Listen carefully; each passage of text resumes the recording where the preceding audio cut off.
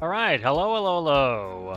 It's pretty typical. I've been waiting around for the update, and as soon as I start streaming, the update comes out. So let's go ahead. We'll start with the update that just came out like seconds ago. I was gonna do the video if that didn't come out already, but that looks like the update announcement came out. So let's go ahead and read that. Start with that, and I'll record this so I can make the video. All right. So let's say hello to everybody. How's it going there? Zizo, how's it going there? King Sheep and CG, how are you?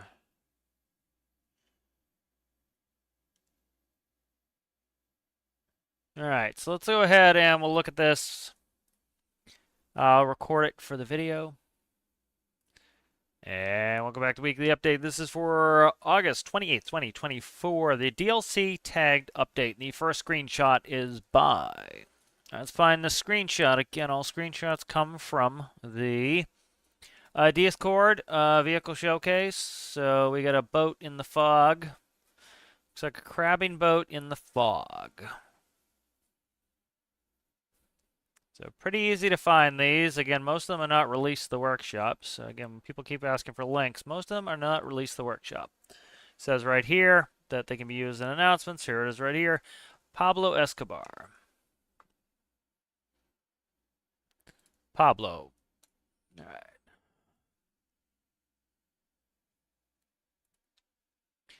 Dear Stormworkers, this week's minor update is mostly fixes and improvements. In Stormworks, it is possible to place all components on a vehicle for the benefit of the workshop. However, the functionality of some components require a DLC. For example, firing weapons require search and destroy. Some space parts require space to function, etc. And the next screenshot is by. Again, they tend to, you can definitely tell they read people's comments. They tend to talk about these things. It's this plain. So, where is it? Dash 80. Let's see. There's mine. Where was this? You know, so a bunch of people literally have been talking discussions within the last days, asking like, "Hey, I want to start a new save with my friend with space. Do they need it?" You know, so I think the devs are looking at those discussions. I mean, like, oh, somebody's asking for if they can buy one copy of the space DLC and then their friends can play it. That doesn't make any sense. Again, you know, it'd be like if you buy one copy of the game and everybody can play. No business can operate that way. Everybody's got to buy the DLC if you want to use it. All right, so here's the one right here. Scratchenheimer. All right, so that's that picture. There we go. They go into it in further detail. Some players have told us that it isn't clear what vehicle components require DLC and which do not, and that is frustrating to discover something requires DLC. That wasn't our intention, so we're adding markers and warnings on the components so this information is clear and upfront. And the next screenshot is by. So I think that's a good idea, again, so that people can see, you know, if they need the DLC for those parts.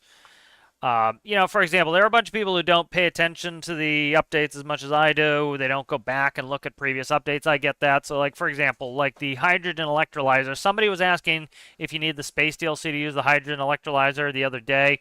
The only reason you would want the hydrogen electrolyzer is for oxidizer and hydrogen to make rockets. That's the only real use it has. So logically, it makes sense you would need the DLC for that because the only thing you'd be using it for is rockets. But you get a new player, and for some reason they think they want to, you know, need oxygen for something instead of just using air. You know, they might think they can use that part. So it's good to have a little bit of a tag that will say, all right, we got a little thing crawling up a thing. Let's find that right here. Jacob. All right. Again, see, it does not take long to find these. You know, the people who spend all day complaining in the discussion area, it's like just you know, just look. It doesn't take that long. It really doesn't. Please see patch notes below for the full list of fixes and improvements. We look forward to your feedback on this new update. Much love, Stormworks developers. Patch notes 1.12.1 feature DLC items are now marked in the component inventory. Fix improved multiplayer rope sync. Random bug where engines stop transferring exhaust and block flow. Correct net drag effects. People have been asking for that one, so hopefully that's all set. Update preset oil rig example. Improve surface swimming behavior with ropes. Fix map labels not showing on moon. Fix clear oil spill crash and improved clearing. Updated descriptions for breathing equipment outfits to indicate oxygen must be piped into the inventory to fill them. Update on vehicle spawn documentation indicate that uploaded vehicles report the shared group origin position. Thanks for watching, and we'll see you in next week's update. All right, good. So that is recorded. Let's see, did Phil already get there? Yep, Phil's already there. So those are easy to find. Why can't we fly into the sun? Oh, that's good. Good, somebody's appreciating that change. I can see that being annoying. You're trying to use a part and it doesn't work, and so we'll have to look at that. I would have to update my game anyway to look at the new labels. But yeah, hopefully the nets are fixed. That was a legitimate issue people were having, so it's nice they got to that. The other thing to keep in mind too is they may have been waiting for the fishing major to be complete to fix that issue, as you might have had some other things that were dependencies upon that, and then go and fix it. So as you can imagine, as you're trying to push out a major update, it's probably pretty busy, and some of the things you want to get fixed might have to go in the back burner, and then when that is out, you can then start working on that. All right, good. So that's the weekly update. Pretty good there. Let's catch up with chat. Hello, Trippa.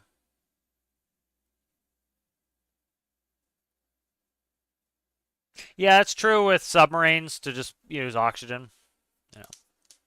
They have to put some sort of, they have to do some sort of reason to buy DLCs too. Again, I know people, paying for things that you use for some reason is a foreign concept to people, but, the devs need to feed themselves and their family, and to ask somebody, for $10, $5 on sale, I think is pretty damn reasonable. I just spent $7 on lunch, and lunch, it gave me about, I don't know, 25 minutes of joy. That was it, and so I think some people have some unreasonable expectations of gaming.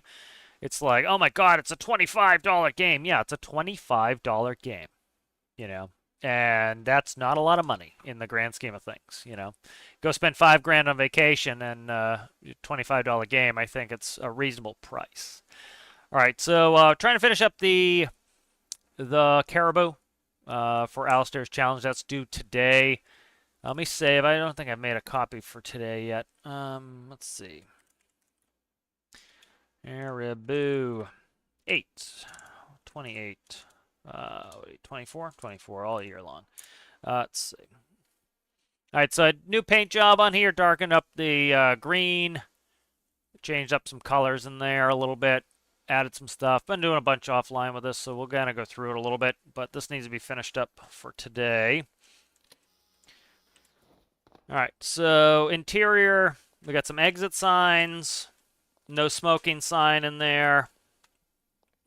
Change the floor color up a little bit, change the wall color. I might extend that back. It's actually kind of like a bump out section, so it looks like it abruptly stops there, but that's how it does in the real aircraft. A little bit of a staircase in here, kind of some new colorations in here. Okay, that needs to be changed. That needs to be changed. Cat is being the most annoying creature. Sit down, buddy. All right, so most of this is good. I'm going to have to do some fake gauging in here and there, just to get that going. But for the most part, we're pretty good. I've got ramp controls here. There's the ramp controls.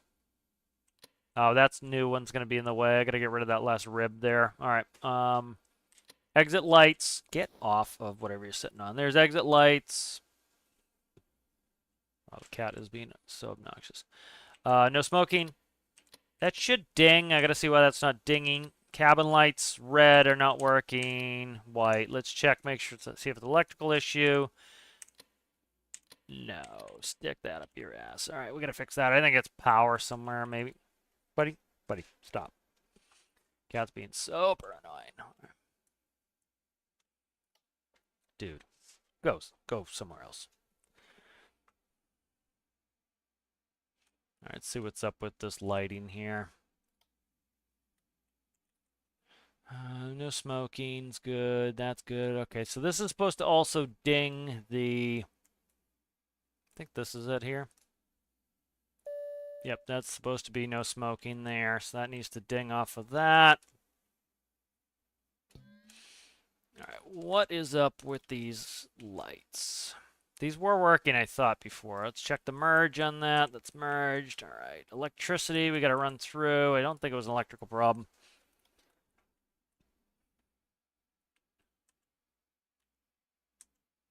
Okay, I get that going right to the hot bus there.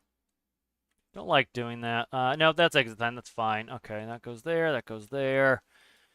That goes there. That goes down to where the exit sign here, which then goes to the no smoking sign. Let's make sure that goes to the hot bus there.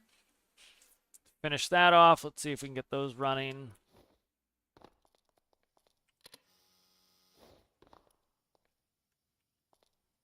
Get in the seat. Thanks. All right, let's see if I can hear it. There we go. Perfect. Cabin lights red, no. Okay. And white. So I got to figure those out. See what's up with that. It's supposed to be a dome light, but I painted it the wrong color. FB. Thank you. Go back.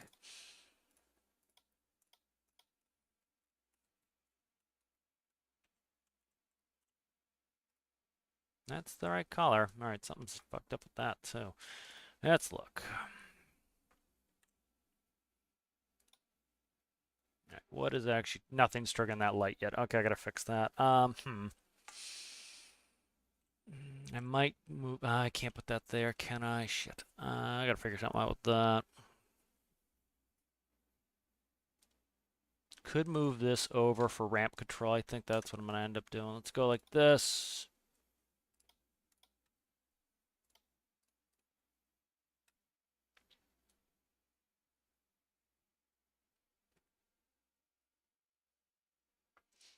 Let's go.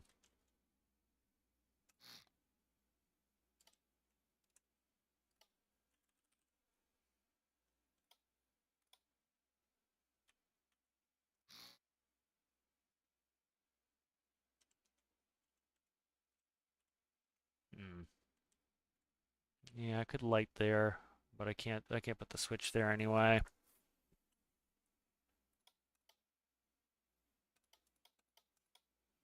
Figure something out in a second on that. Hello, Rasmus. How are you? Yeah, that's the thing is like literally like I don't get like people are so friggin' cheap with games. Like they need to look at it like they put it in its own category. It's so silly to me. It's I'm reading King Sheep's comment. It's like literally, dude, these things do not cost a lot of money. I get people have different finances, but it's like they'll go spend their money on stupid bullshit, and then it comes to a game, and then they complain, "Oh, games suck these days." Well, it's like, dude, if you paid what you paid for a game for what you paid for some other form of entertainment, like even going to see a movie, you would have you'd have better games that are more marketable. It's like looking at the price history of here. You can easily go and look at the price history here. Lowest recorded price is $15, and you go through each currency here. It's like it's pretty damn reasonable, and I just don't get it. And it's like you have the whole price, and then you have a sale price. It's like still $25 is pretty damn cheap. Like it's hard to go out to dinner for $25. And then like you look at the DLCs. Like Search and Destroy, lowest price $6, highest price $10. It's like people cry about this. It's like, dude, what do you want them to do? Like they gotta eat, man. What do you want them to do? It's like it's why it actively aggravates me. It's like people crying about like something that costs so little. It's like, are you really gonna cry about something that simple? It's like, or that minimal? I don't get it. I just don't like. I'm like, what are you talking about? I just don't get it. Doesn't make any sense to me that like something's that and it's like you compare it to other games. It's like you're not talking about things in a vacuum. If a burrito costs $25, it better be a good burrito. If it's something you know something like a glass of water for $25 is a lot of money. A game for $25 is not a lot of money. When I was buying video games in the 90s, you couldn't get a video like there were some like real throwaway games, but like you couldn't get good games for you know, $50. Like I was paying $50 in the 90s for video games, you know, and then people get them today for like, you know, friggin' nothing, and they complain about it. You know, it's like I get it, but I don't too. It's like, what the hell are you talking about? Let's see. Let's see what the hell is wrong with this lighting here. Something's got to be in the logic then. So 4 and 3. Make sure these are hooked correctly here. All right, let's see. 3 is red. 4 is that one. Okay, is white.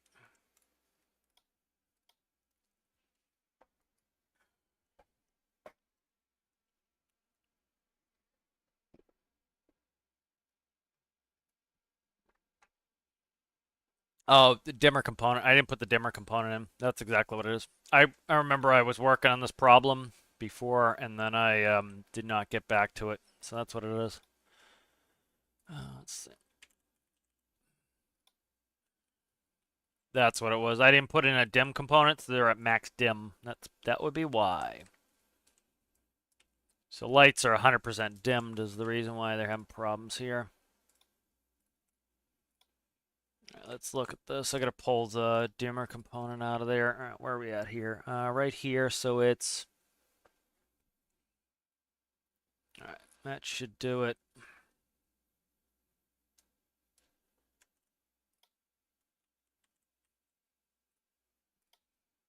That would do it. All right.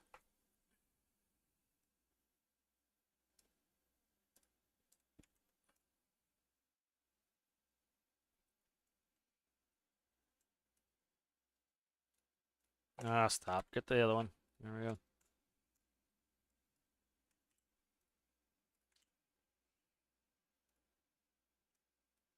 And then let's do. Okay, let's do that.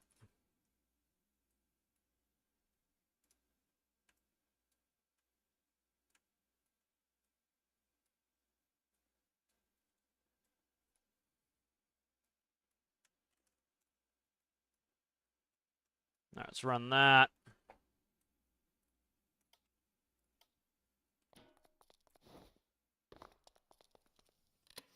You know, and it's. I was stuck on this topic for too long, but it's again, it's like if you want games to get better, you got to make it a viable, job for people, and that's where a lot of people don't get it. Is it's like, you know, you make it where it's just not viable for people even to do it anymore. That, you know, you're not gonna have it. You know, you got to pay for the things you want. It's just simple economics. Let's see. What is the deal here?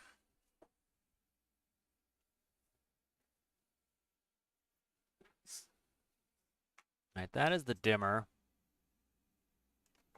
So B. It's definitely the dim component there.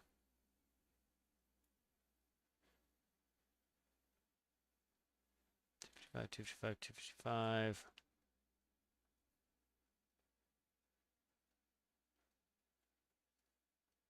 Definitely 1, 2, 3 on the right. 143.00. Yep, okay.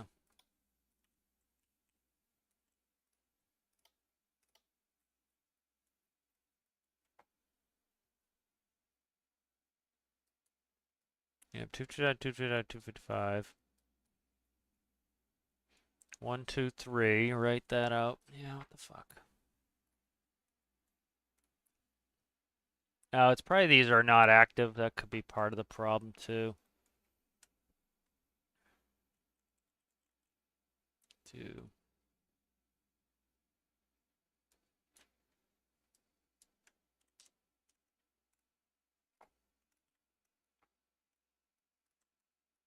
See if that fixes it.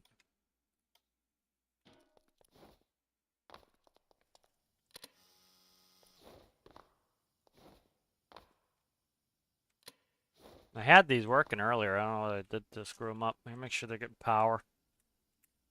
Can't check. Why can't I check electricity on these? I just can't. All right.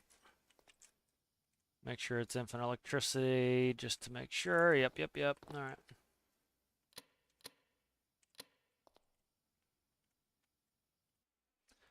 All right, let's see. Get the music back on.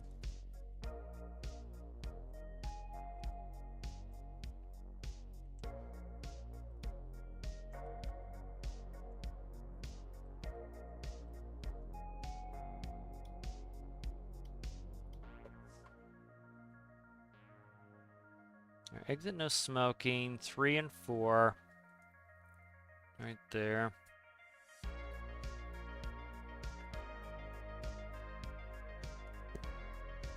Just quickly do this. See where the problem is.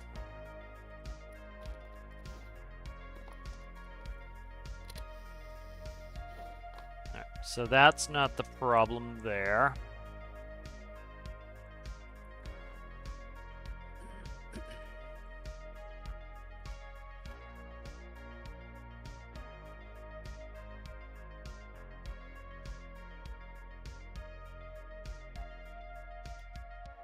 I think what I'll change how I do it too, but I want to check the reds and then I'll move on from there.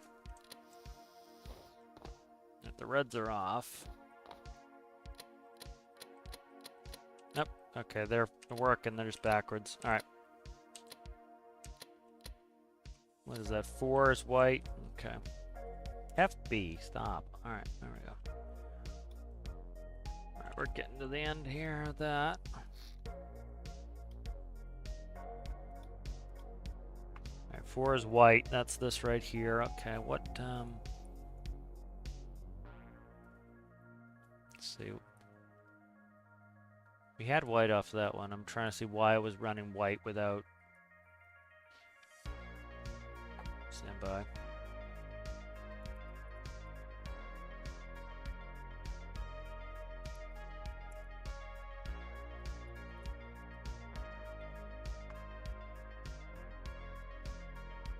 Yeah, I would think 0 should be no light. Let me look.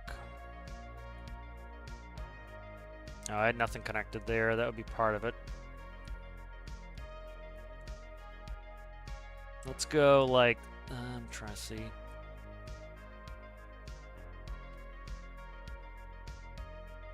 Let's go lights on and then red. No, let's not do that.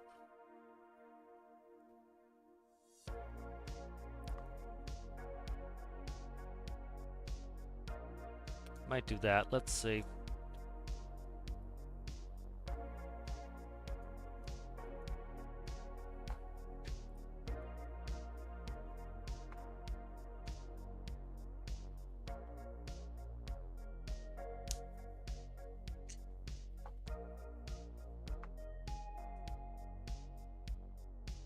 Yeah, I have to daisy. I'm trying to think of the best way I want to do this without screwing around too much here. Let's do this.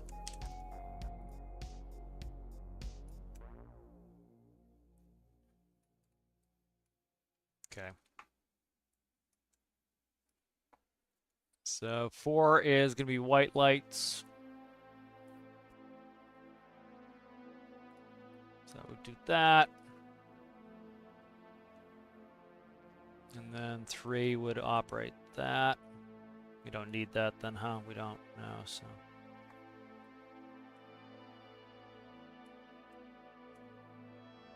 Let's run that.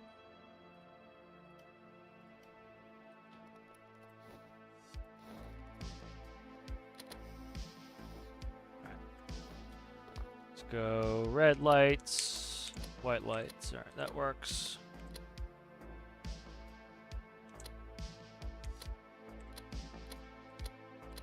All right, good, those working. Exit lights are working, and then we have the smoking sign. No smoking sign, and we get the ding. All right, very good. And catch up on chat.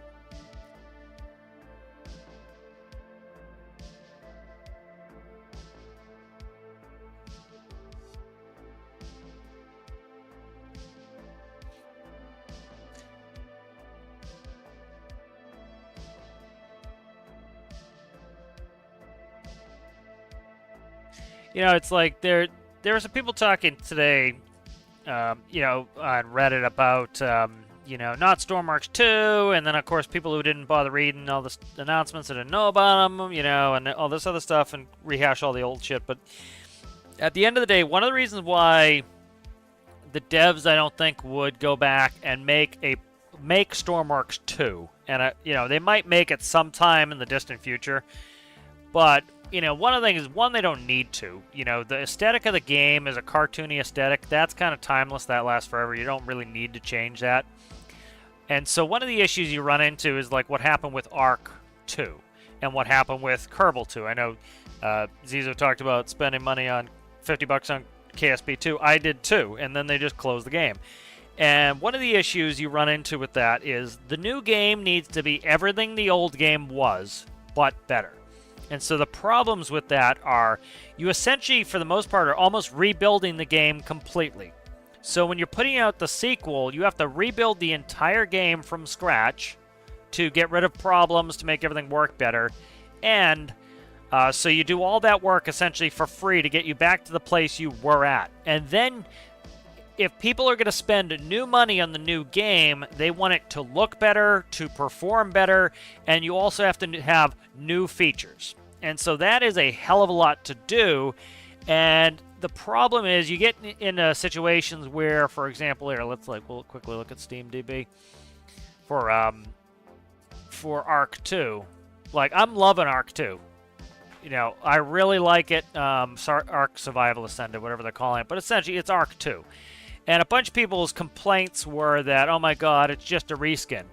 It's a lot more than a reskin. It's a lot of work, and, they have to pay a lot of developers to do this.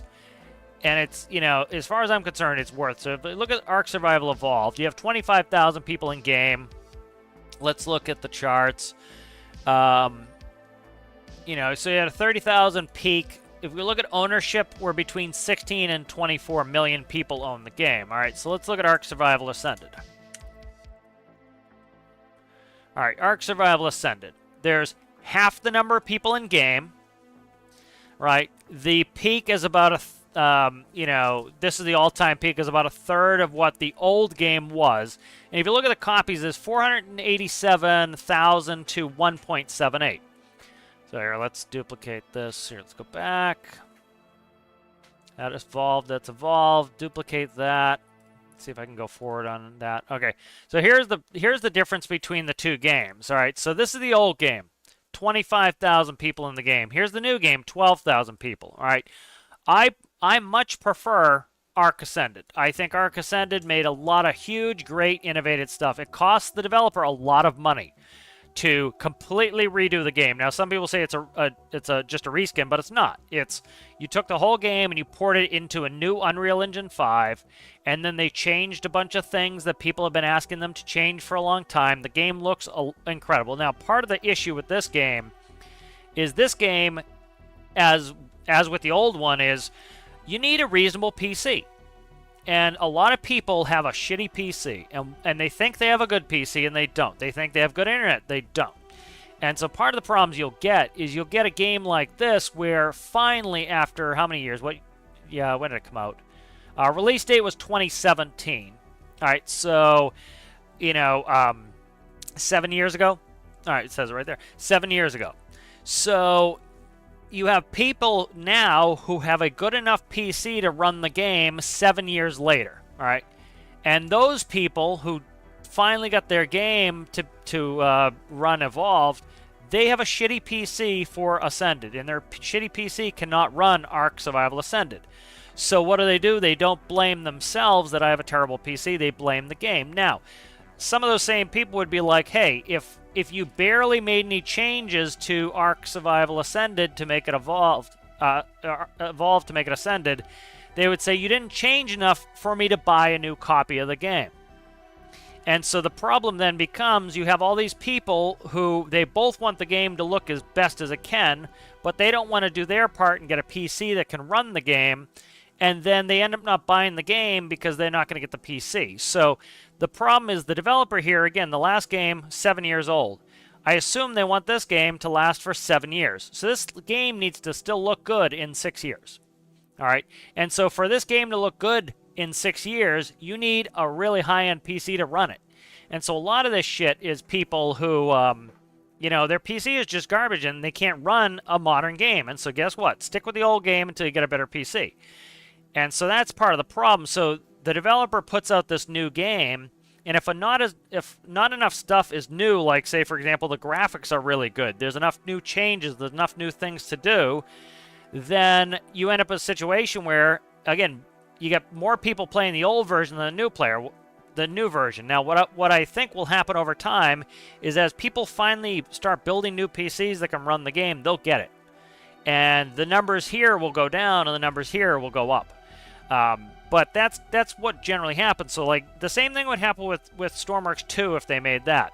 You'd have a bunch of people who their PC barely runs Stormworks 1, and they would be pissy if Stormworks 2 didn't look better, have new stuff, have better physics, have all these things that the developer has to put all this money into.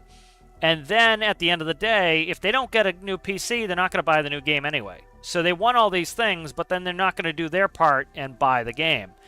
And that's what happened with Ascended, is I think eventually this number will go up and this number will go down, but you can see that that's what's going on. And I think the same thing would happen with Stormworks. So the dev puts up all this money of their own money, or takes loans for the money, and they sell fewer copies, and people play the old game. And so that's problematic, and that's why, like, when people are like, oh, they should make a new game, it's like, why? Like, they can go read charts, and they can understand that, like, that's not necessarily the best thing to be doing either.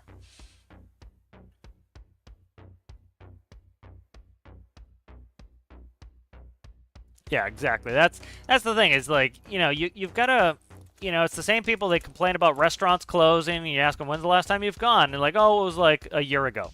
Well, that's why they closed, is you didn't patronize them, you didn't give them, you didn't spend money at their establishment. How are they supposed to stay in business? And the same thing with games. If you want good games, you've got to buy them.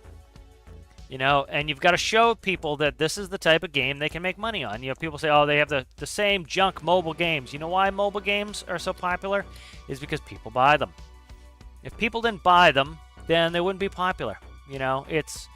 They make a lot of money because people go out and buy them. If you want, Stormworks 2 with new physics and everything else, you got to go buy it. And there's a good chance it doesn't come out perfect, but you got to go buy it so that the developer has the money to support it. It was like, that's one of the reasons why I got all pissy when people were like trying to do their little review bomb. A review bomb does nothing more than kill a game. That's what it does. It's not this great thing where it's like, oh, we'll push the devs to do something. No. All you're doing is you're cutting down the revenue, and they end up, it ends up hurting it. That's all it does. That's why I think it's a silly tactic to review bomb. Now, you want to put up your honest review, great. But like a review bomb is like you actively doing it to try to enact some change. It's like, it's just silly. All right, let's see. We'll stop that rant. Finish up here. Let's see. Trying to think what's not working at the moment. I think most of it's working. Fuel pressure's a little bit weird. Gonna see what's up with that. Where's that even running off of? And then we've got oil pressure. I think I'll do double manifold pressure, maybe. I don't know how I want to do that. Maybe double manifold pressure.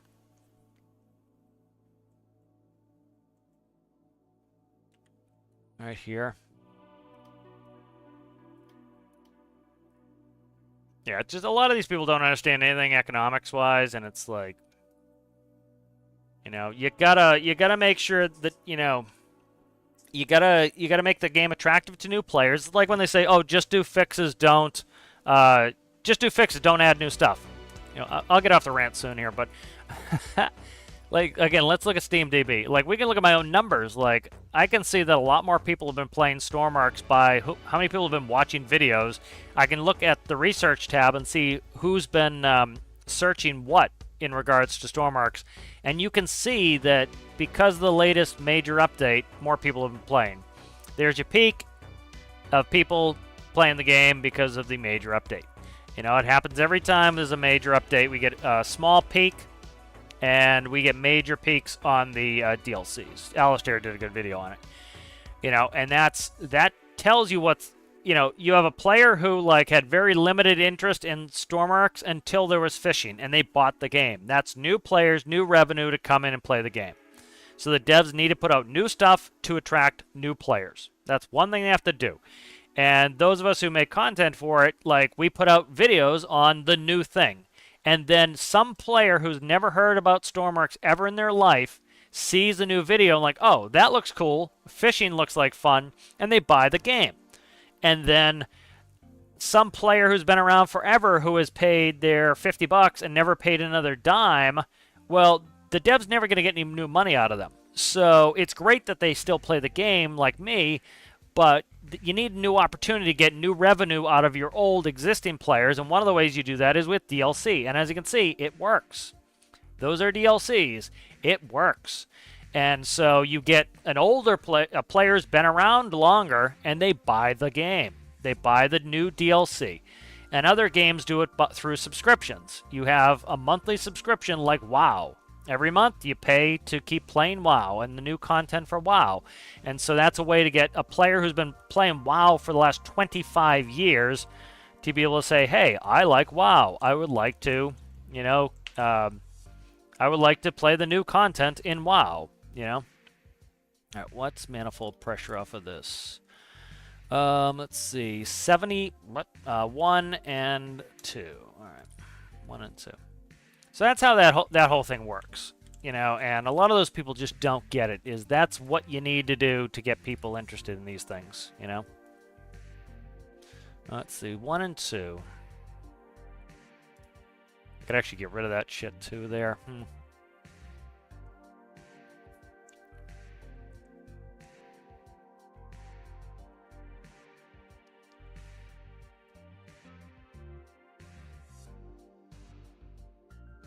I could try something here. I want to look at this. What's that? Gear horn. Where is this going?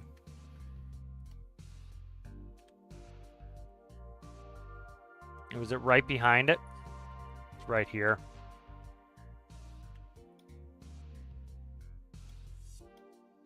Yeah, that's just why I actively find some of this shit frustrating. Is it's just, you really do need... You need to have new revenue sources. It's basic business. It's why a toaster doesn't last you 48 years. They used to make toasters that literally pretty much lasted forever. And they needed to make it so that the toaster would, that the toaster, you had a reason to get a new toaster. So what do? You come out with a new model of toaster that works better. And people are like, ooh, I'll buy the new toaster now. And that's very simple how these things work in order to keep a business afloat. Can't sell you one toaster and never again. That's how they go out of business. And so that's what DLC is all about, is getting people who've already bought the toaster to go get the new version of the toaster. And then you have that new toaster and you get a new person who's never bought a toaster before, and they come in on it. Or you add a new feature to the toaster that, guess what, you can also bake potatoes in it. So that's a new feature. And you get people who only want to bake potatoes, and they come and they buy the toaster as well. And it's, a lot of these people have never had an economics class trying to, understand this shit. It's like, all right, there we go. We're pretty good there. Hopefully that runs well for oil pressure. Fuel pressure's being wonky woo. I don't know why it's being weird. Let's see, what's the max fuel pressure on DHC 4 Caribou fuel pressure? Let's see. Some of the best stuff to do is just go on flight sim and see what that is.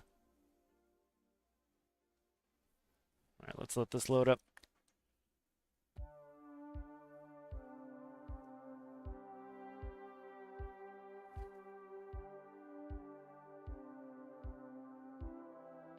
Yeah, like Rasmus was talking about, they had a snack called Mums, and they had to stop making them because of bad sales, and then people complained they were closing. It's like, that's the big thing, is if you want something to stay in business, if you want a product to stay on the shelves, you have to go buy it. You know, they can't survive with, like, you know, candy bar sales are not going to survive on me because I don't, you know, I don't buy a lot of candy bars. You know, but then if I went and complained that, oh my God, there's no candy bars left on the shelf, well, I don't contribute to the system. You know, so that's kind of the whole thing. Is you have to take some personal responsibility with this stuff. Is like, if your favorite restaurant closes, when's the last time you went? Like, if you were going all the time, you did everything you could to keep that place in business. It just wasn't gonna work. You know, but oftentimes, you know, you need to take an active role in that and be like, all right, you know, if I want this place to stay in business, I got to keep patronizing it. You know. Let's see. What was I looking for? I was looking for fuel pressure. Let's see. This is a good manual here. Let me download this one real quick.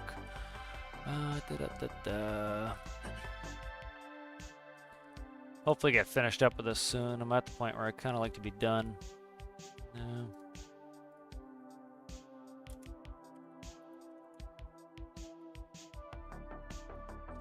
Let's look at this. I'm trying to look for fuel pressure. I want to just max it out. Fuel pressure, where are you? Fuel system 1-19. 1-5, okay. 15. 20.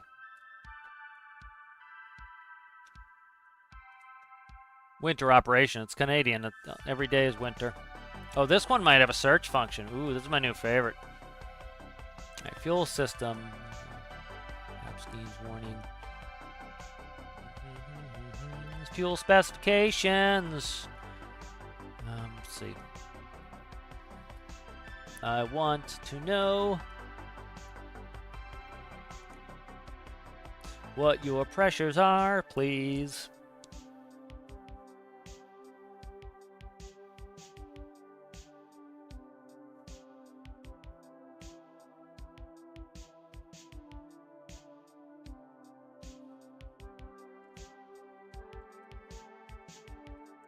Yeah, it's pictures.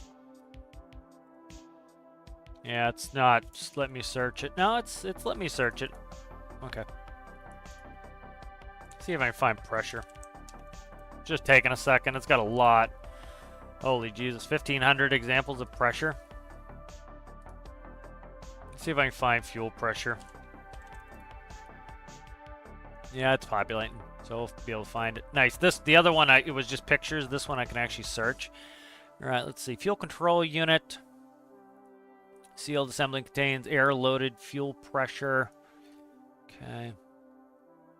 Regulator. Let's see. Where is the fuel pressure?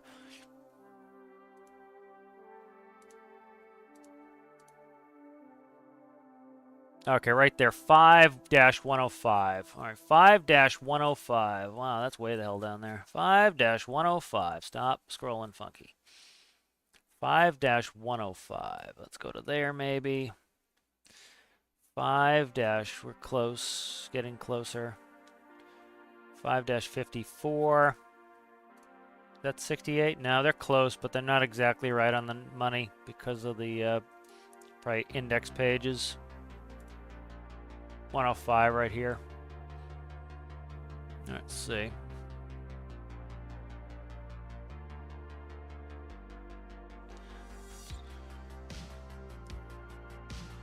So this looks like pressure here. So 100 pounds plus or minus. Let's go a page up with this. Oh, don't do that. You suck. All right, let's do 5-105. Should come up with that page. Right there. All right. That's better. Fuel pressure indicating system. Alright, fuel pressure switch is installed in the bracket, the rear face of the main firewall. The switch operates when the fuel pressure drops low, 15 plus or minus 5 psi to allow the contacts to close when completing the circuit's flow pressure removal. Okay, that doesn't help me. Let's see, you sucker. You damn sucker, you. Let's see.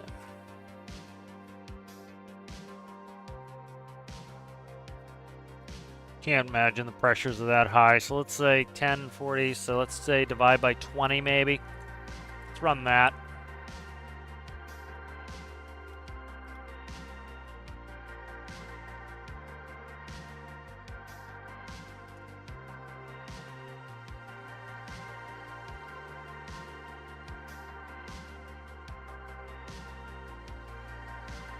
Do that. Try to get a normal number out of the fuel pressure, and then let's see. Update. What's the max on these?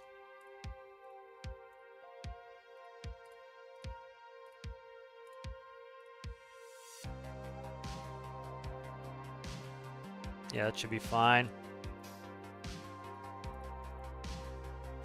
Low pressure 1 1/4. Those are fine. 50 and 1 1/4. 50 and 1 1/4.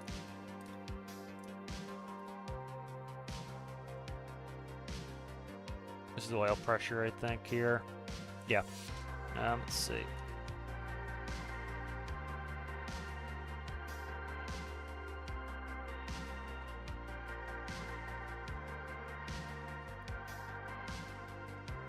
What's up with that? That's good. All right.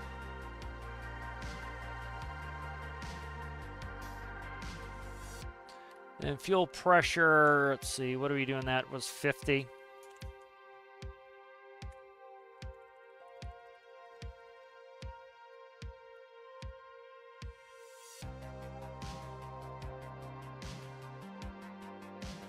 Oh, stop.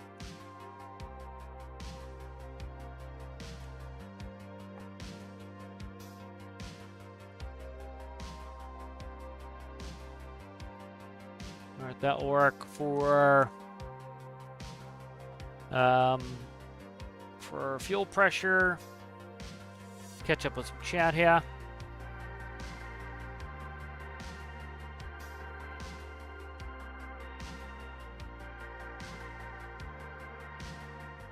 Hello, Sergeant. How are you? Hello, hello, hello. How are you? Good to see you. All right, so that is looking probably pretty good. I gotta do some label painting here. Let's go the blacks to blacks to blacks. There we go. All right, that's good. And then all of these are getting zhuzhed up here.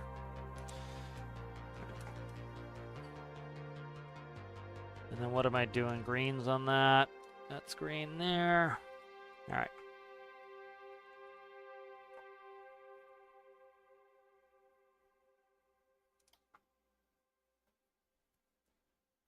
Now I want a constant on, I think, for the monitors.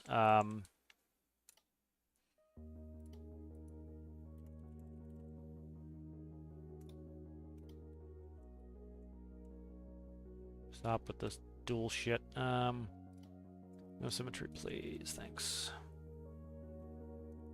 So I added, so I'll show you how, guys, how I get the stall speed really low. Stall speed's down to about 60 knots. So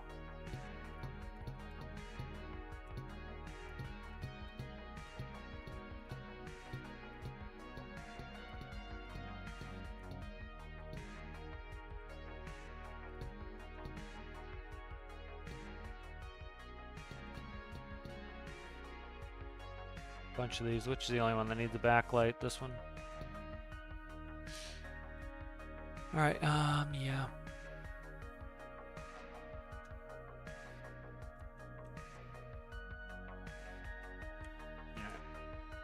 Get rid of infinite electricity right quick.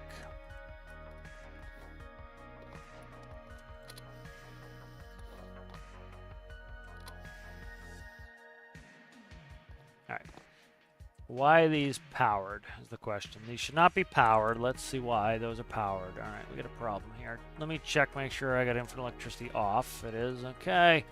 Definitely shouldn't be powered. Let's see, and they're powered. All right, that's not right. All right, see what the hell's my electrical's doing here.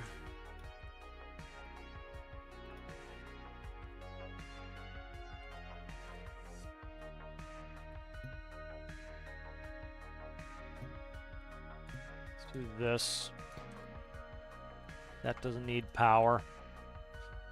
Speakers, all of this here goes down to the mag compass, which goes through all here. Goes down to center pedestals, that goes there, and then who's hooking that up to what? That's why I was hot bust. No, it wasn't why I was hot bust. Where is it being hot bust off of is the question. Let's see, where are we being hooked? Right here. That should be off this breaker here. I don't know why that's hot bust. Something is hot bust that it should not be hot bust. So I gotta look at this. So that then goes from here down, which let's go off the compass. I always like to do that. Compass should go off of there. These two should be connected for the two batteries. But I need to close these, so I don't know why these are passing electricity through. So that there is number 1 relay, number 2 relay. So the battery should be completely segregated off. So let's see. That's just going to there. That is going... What is that hooked to? Nope, I grabbed the wrong one. Alright, this here. That's going just to there. And these are going through the bus here. This is all hot bus here. Just check it real quick. Because until I select a battery, that stuff should not come on. Yeah, why the fuck are you on? Should have no electricity. Why do you have electricity? Let me see what has electricity. Send this off. Alright, 1 goes there, there. What is... what's this? That's going to... Yep, that's correct. I don't want to go through all this electricity, but I have to. Okay. Looks fine so far. Let's see.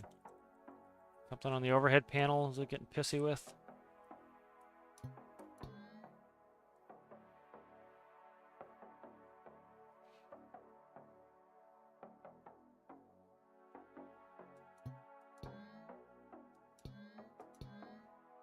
Okay.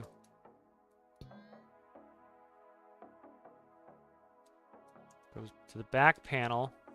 Back panel's all. This looks segregated and correct. Why? Where are you getting electricity from? This is probably it right here. Yep, that's it right there. Okay, let's see. No, that should be right. That's right. Yeah, that should be right to go there. Who's giving me electricity? That's the question. That's right there. It could be something in the gear. Let me disconnect the gear and see what's causing this. Disconnect. See if that fixes it. Could be something powered off the gear that is passing it through. Yep, that's it. It's off the gear. All right, let's confirm that, and then we'll hunt down the electrical problem. So that plug that back in. We should get the power back on. Yep, so it's definitely something hot bust off the gear that I gotta fix. So. So the gear's plugged in correctly. I just gotta see where this is humming to here. Alright, that's going to there, that's going to there. That goes over here. Doors.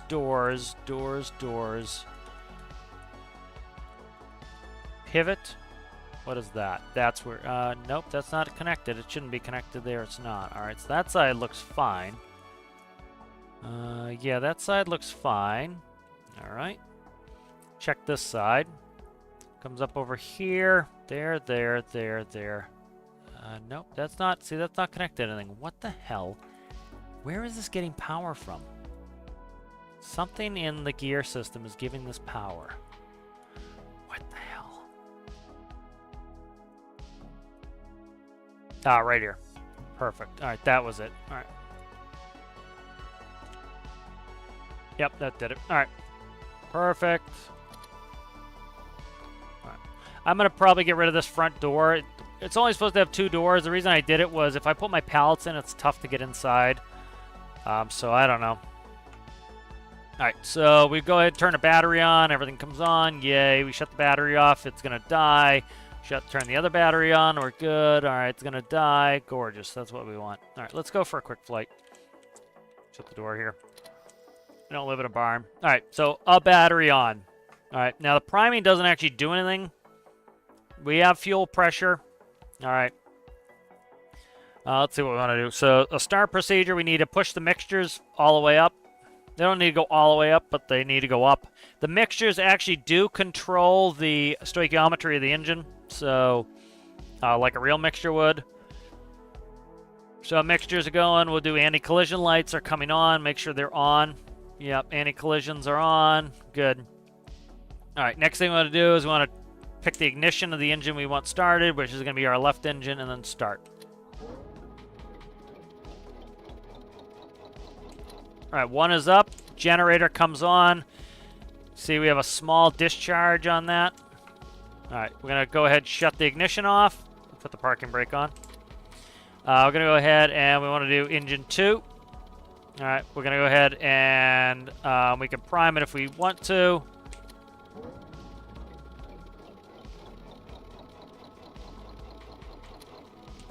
All right, that's on. Let's see. Oil pressure is low because we're not revved up. That's fine. Fuel pressure is good. All right, temp's fine. RPM's good. And manifold pressure is all set. All right, good. All right, flaps. Let's go flaps to, we'll do 25%. So one of the ways I got the speed down is there are some small fins. There's only 6 of them in each of the gull wings, but that is enough to get our stall speed down. Again, flaps work in game. All right. Start powering out.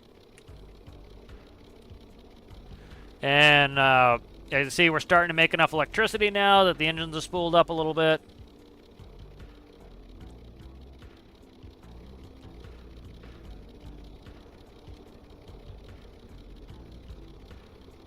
There's going to be no autopilot in this. I don't want an autopilot in here. Gotta hand fly this plane. Steers really well because I have the differential braking in there as well. All right, here we go.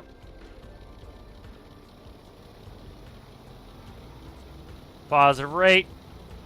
Landing gear, that's the horn test. It's up here, actually. Gear's coming up. And there's no gyro in this at all. So that's the other thing to keep in mind. No gyro in here.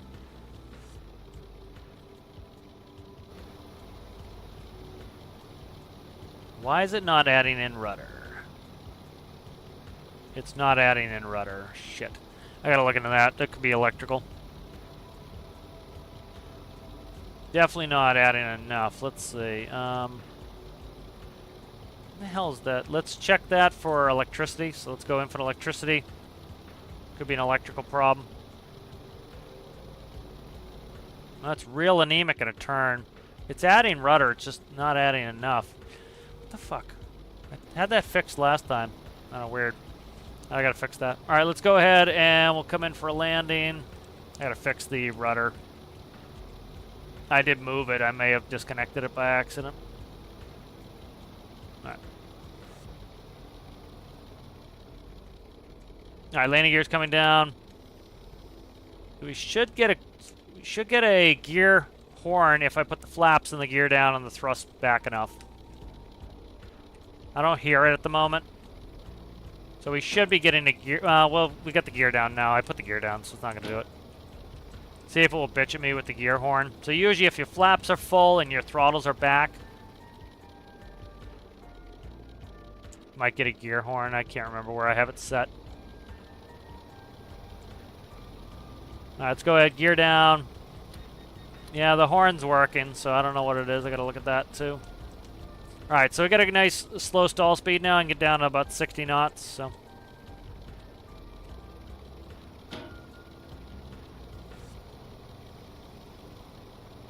right, let's get some trim in there. Pitch power configuration change. We need trim. Yeah, I don't know. We are getting the yaw. We might need to add more. I don't know what the deal is. I got to look at it. All right, nice approach coming in.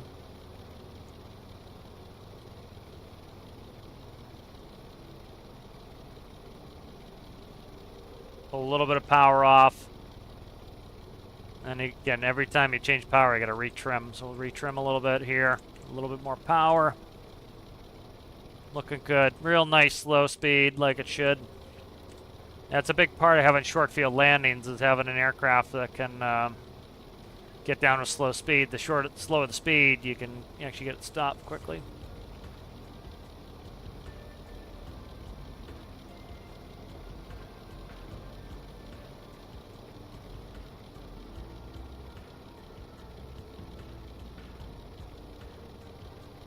So before I had really high nose up attitude at 80 knots, like I couldn't even see the runway. Now you see we're much more lift because of those the smaller fins I put in. Yeah, that was a little bit of a hard landing, but it was not too bad.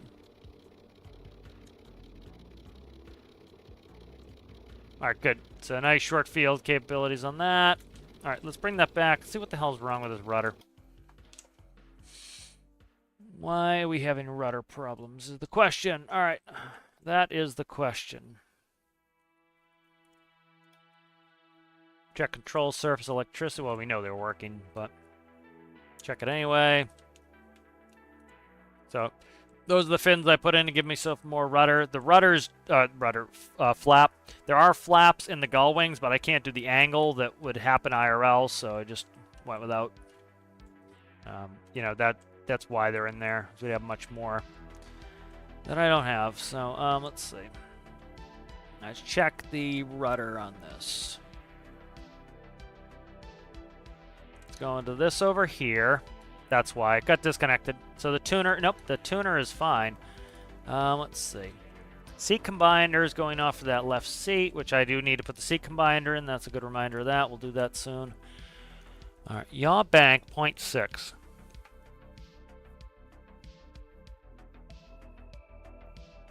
Okay, that's the roll sensor.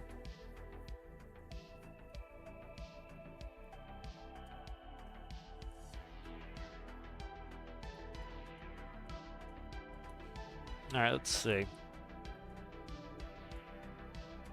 So we have whatever the physics sensor says times negative x times y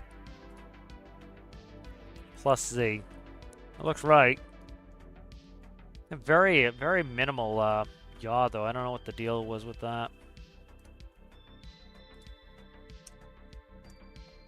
I'm just going to go test this out real quick. We'll put a bigger number in there. You know what? Let's not do that. Let's not be hasty.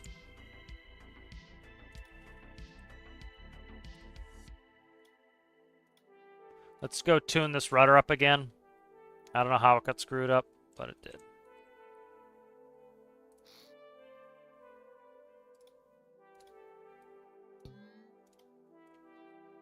All right, right there's the tuner.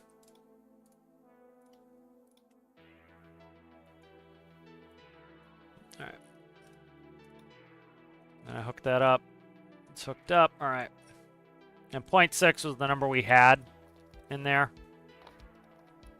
So at a standard rate turn, we should be getting, I'll put in the 0.6 that it was. Infinite electricity needs to come off. 0.6 where it was, it should be,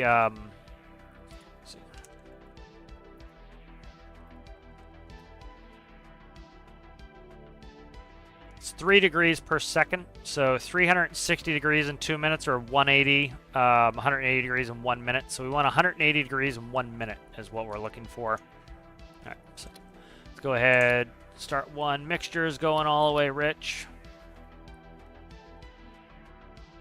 All right, crack one. All right, gen, start two.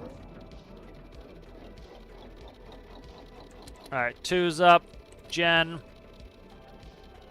park brake. We don't need wing expansion. We don't need standby compass, swing and tail. We don't need. Here's our landing taxis right there. All right, flaps. Let's set to 1 notch a flap. There we go.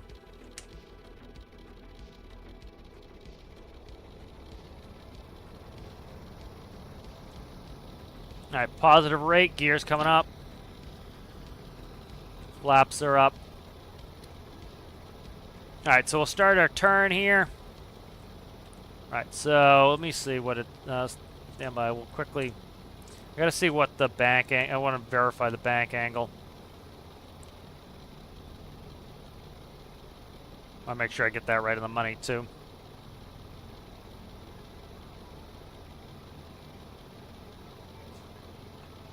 Alright. Alright, so we want to go to the standard rate arc on there. About, well, I don't know. About 20 degrees. We should be doing, let's see, we're barely turning here.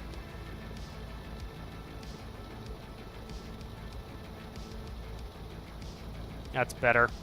I think it was 2.5. I was remembering back. I thought I had it as 2.5, and I put in a 0.6. So let's see.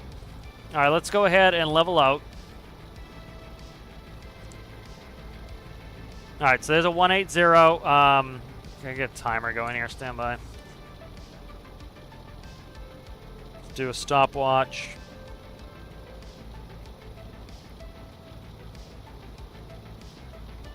Jesus Christ, will you find the thing on my phone? Thanks. Ugh, Google. There's stopwatch. All right. And we're starting. Okay. Standard rate turn and the turn coordinator's right there, that notch. And we're expecting 360 in about a minute. So there it is right there. That's standard rate. That's why you have this. So if you're doing instrument approaches, for example, you're doing a hold, you'll turn a standard rate turn for 1 minute. That should bring you around 180 degrees. So that's why it's set up this way. So we're at 30 seconds. We're about halfway there. We're a little bit north of it, I would say. We'll see where we get. Yeah, we're a little bit fast here. A little bit fast. So that took about 45 seconds, so we're fast. Let's go down to 2.25. All right, let's go to the left. And we want to go, to 180. Be 182, but close enough. Not nitpicking that much.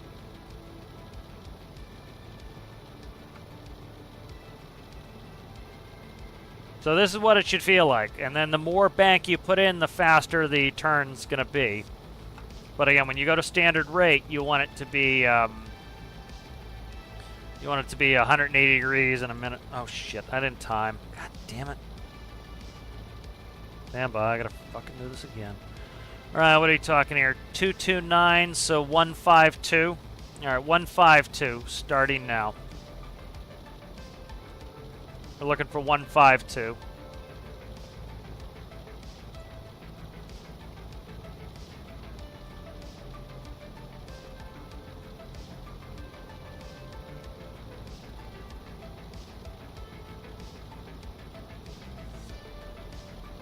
There's no way, that was wrong.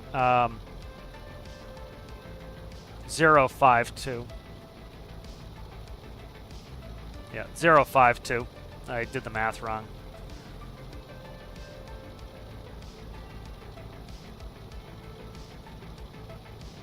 I didn't subtract 2 from 2. I subtracted 1 from 2. I'm supposed to subtract 2 from it. All right, 45 seconds in. We're looking pretty good. We got 30 more degrees to go here, so about 10 more seconds.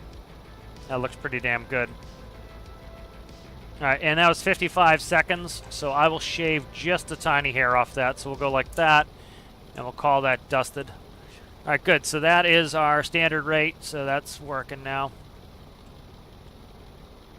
And you want to tune that for each different type of airplane. All right, so that's good. All right, very nice. See what else is needs here. That looks good. Why are my volts that low at this high of an RPM? We got to start bringing the props back, or we're going to overheat the engines.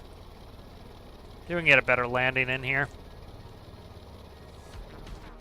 But this feels really realistic to me. This feels good.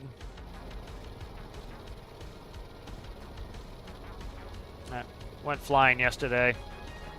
IRL. All right, let's go ahead. Gears coming down. Flaps are coming in. Power coming back up. As I start adding flap, especially, it will give me drag in game. I need to add some power in, just like I would in real life. All right, gears down. Why are we not showing greens there? All right, I got to keep an eye on that. What's up with... Okay, they're all green now. All right, good. We're good. Want 3 greens for landing. So you see we're losing temperature at our approach speed. We need to have enough cooling in here to do that, because I can't have the engine putting on heat when I'm at... Because I need to approach with my props at minimal blade pitch and high RPM for landing, and so I need to be losing temperature at that point or maintaining it, and so we're good. Now as I turn, I'm changing my resultant vector of lift. I need to add some power in the turn. So add a little bit of power in the turn or you will go under on speed. We're high, but I'll get this dived in here. There we go. As I pick the nose up, I need to add power back in. As I drop the nose, take some out.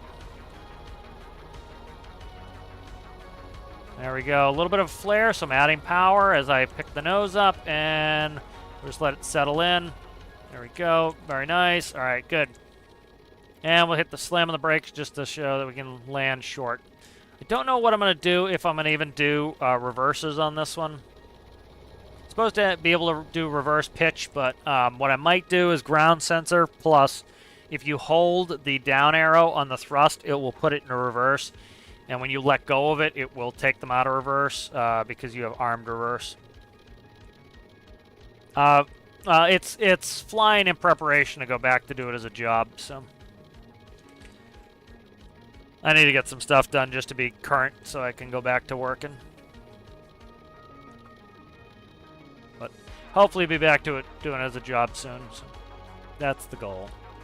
Alright, so we don't want to blind everybody around, so we can shut our landing lights off. We don't need a taxi light during the day. I left the rest of the shit off, but left the door open too. I don't know if I want to get rid of that front door. I might get rid of that front door. It's not supposed to be there anyway. I might get rid of it. Alistair said it was okay, but I still might get rid of it.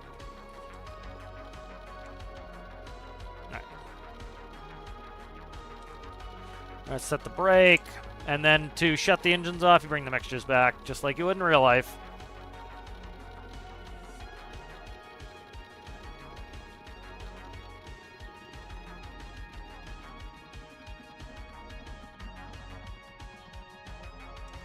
Alright, flaps would already be coming up, generators coming off, anti-collisions are off. Chocks are in place, parking brakes released, power's off. All right, good. Securing checklist complete. So pretty simple there. But working well. So what did I put in there? 2.2. So let's fix that.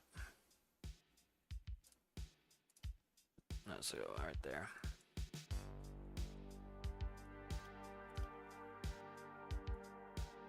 All right, nice. That's good. All right, so yaw is fixed.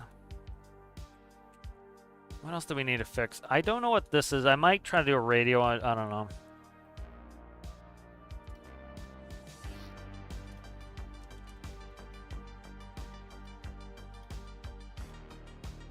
Does this have a... It does have a collision on there. Okay.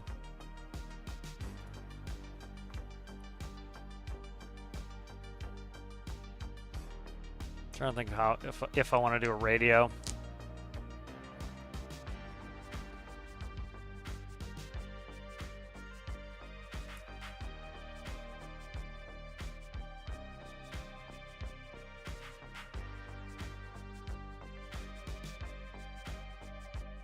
Yeah, I don't know what I want to do.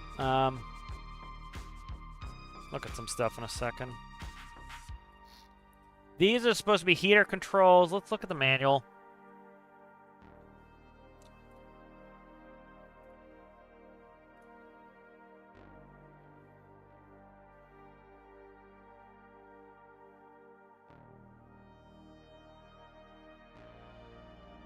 I don't know what the King's Rockers issue is. Seeing their double wheels, that's what's supposed to be on the Caribou. Some of us are making a replica build there, dude. They should be the correct wheels for the correct plane there, guy.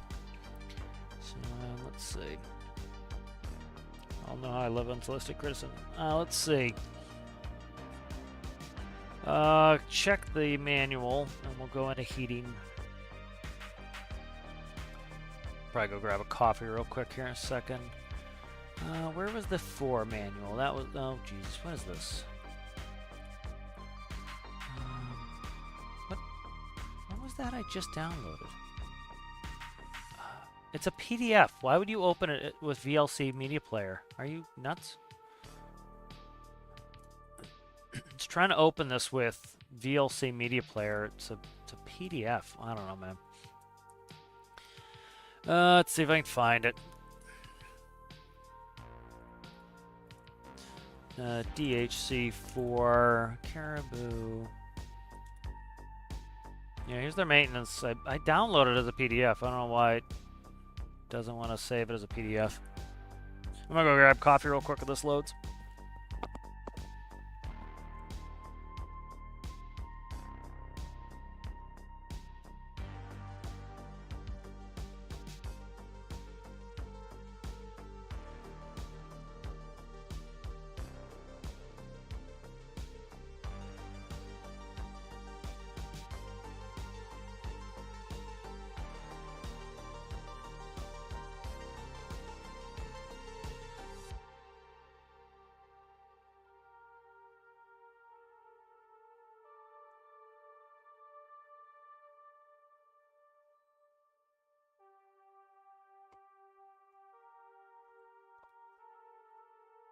Alright, we got coffee. This is loaded. Let's take a look at it.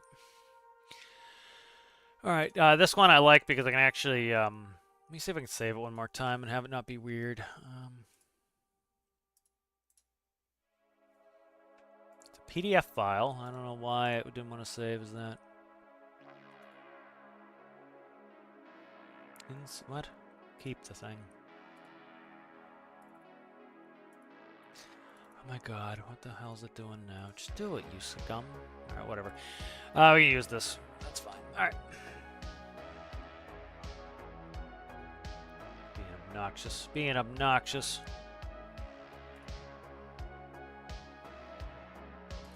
Alright, this one I can actually search, which I like. Oh, let's see, what do we want to look for? We're going to look for heating. Nothing on heating panel.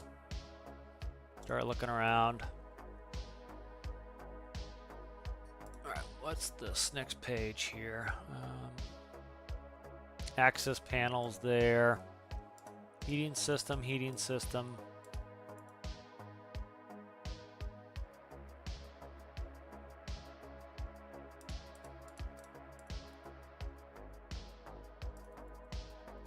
There was a good diagram for him. I'm trying to find the panel.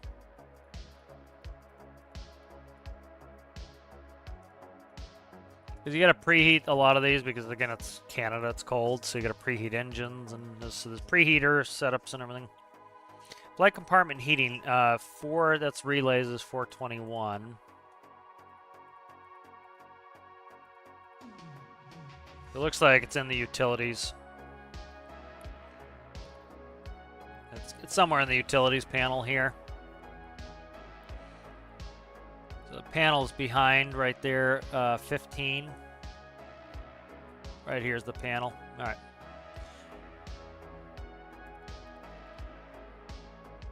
So temperature selector, master switch. Those look like breakers. That's 5 amps, 10 amps, 25 amps. All right, so it has a Gentral heater.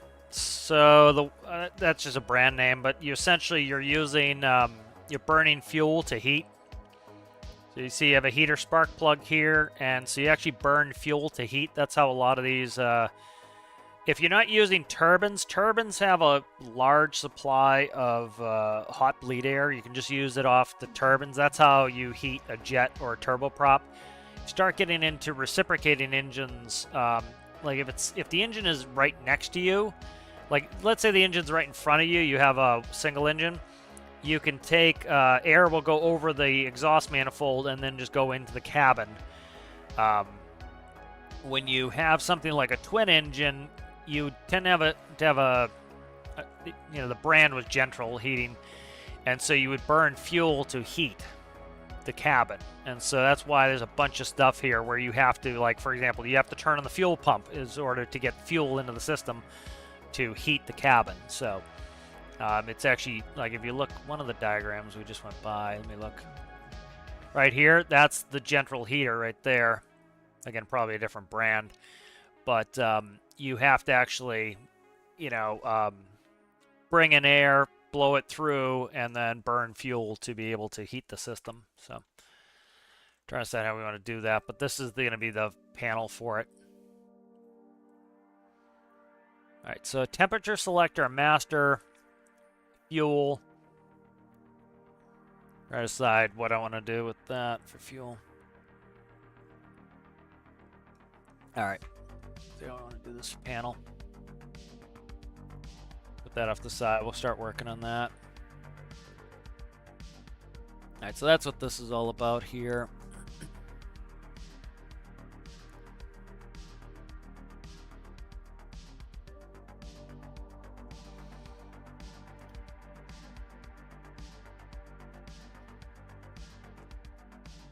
Let's go none. Put a gap in here. None. Segment the system a little bit. Let's see.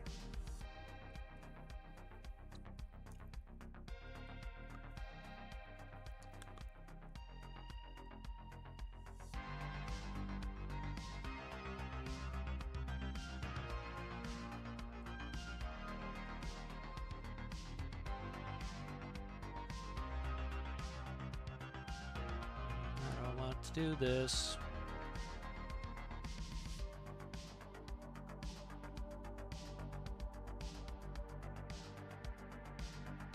Let's go.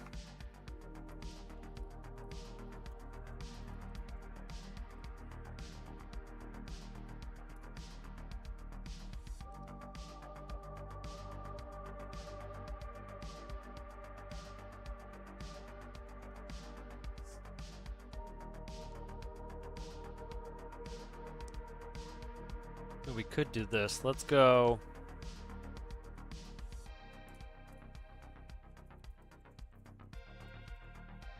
Heater start.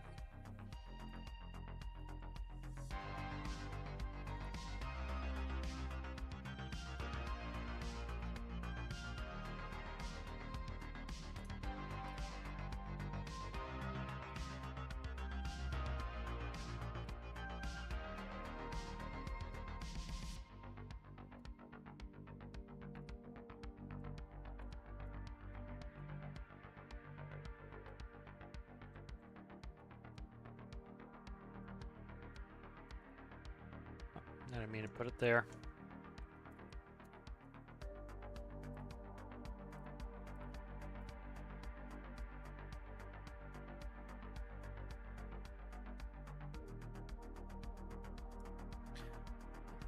Number these. Let's just number them normal.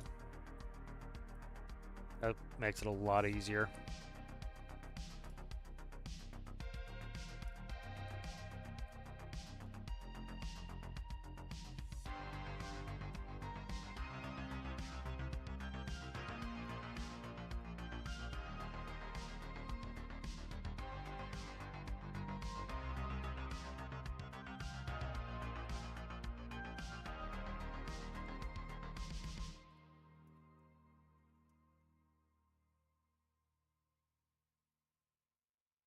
Looks like it's in, it's got to, yeah, it looks like it's in Fahrenheit on the aircraft. That's why I'm doing it in Fahrenheit.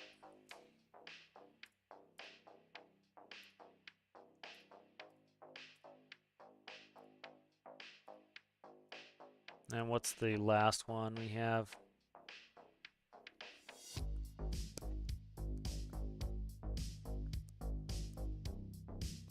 The order's a little funky, so I'm going to keep the order funky on this one too.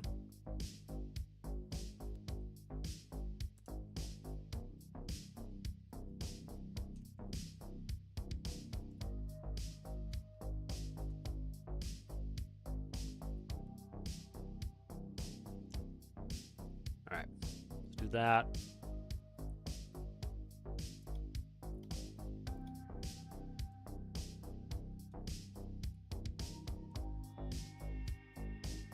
Alright, so that'll be the heater panel. What I'm actually going to do is I think I'm going to put an engine in, and that will power the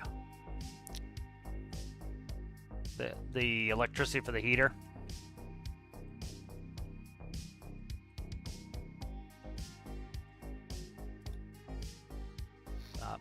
That'll work there, actually.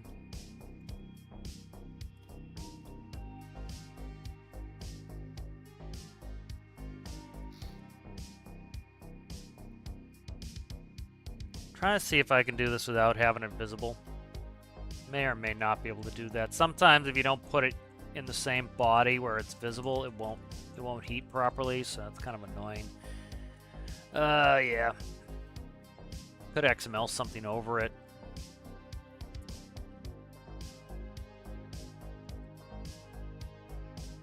Yeah, let me see what I want to do here. See if I can just stick it in here without having it interfere. Try doing that. Facing down.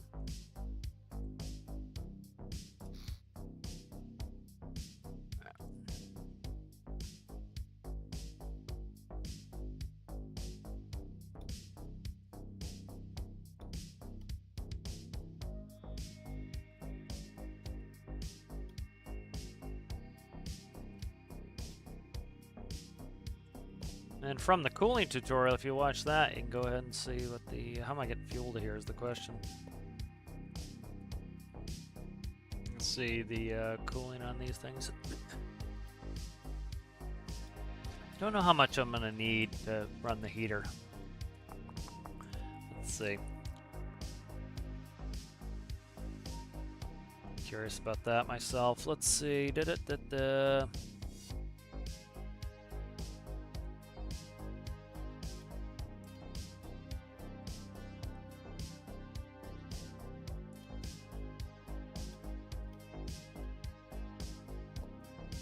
And how the hell am I getting fuel over here is the question, too. Might be able to cut in there for fuel. Yeah, that will do it. Alright, right there. That's where our fuel's going in.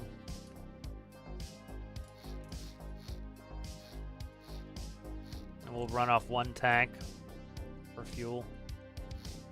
Right there. Alright, that's fuel.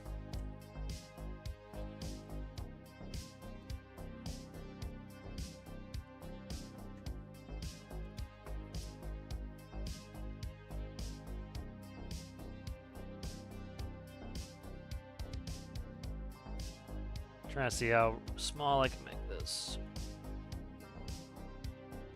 I want this to never overheat, so if I look at my notes from the cooling tutorial, then that should tell me... we can look at that real quick. So here's the notes from the cooling tutorial. And pretty much once we get over here, we're pretty much at no... We really just don't need to worry about overheating. And so I could probably do very simple air cooling at that point. And so if we're running a 6-to-1,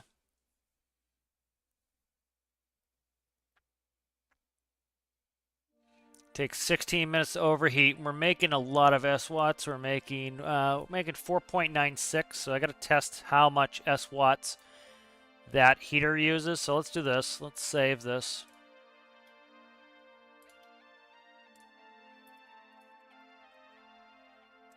All right, let's go ahead and I'll test this off using this.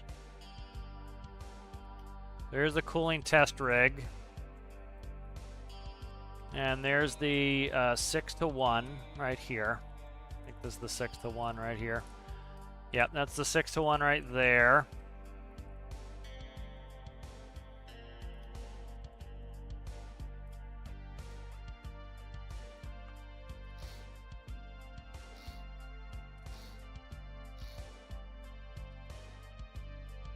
And I want these, like, the lowest running engine I can have, frankly. Let's try those.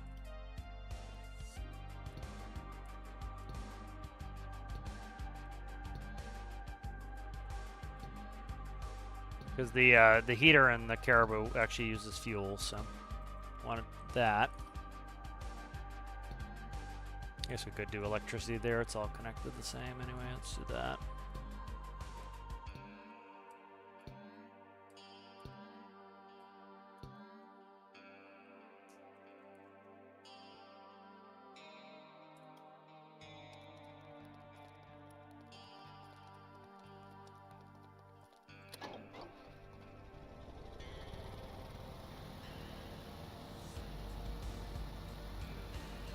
Yep, so that's not losing any battery. That's likely making it more than enough power.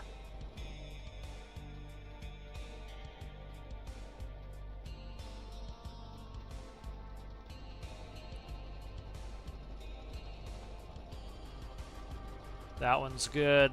Let's go all the way to 6 then.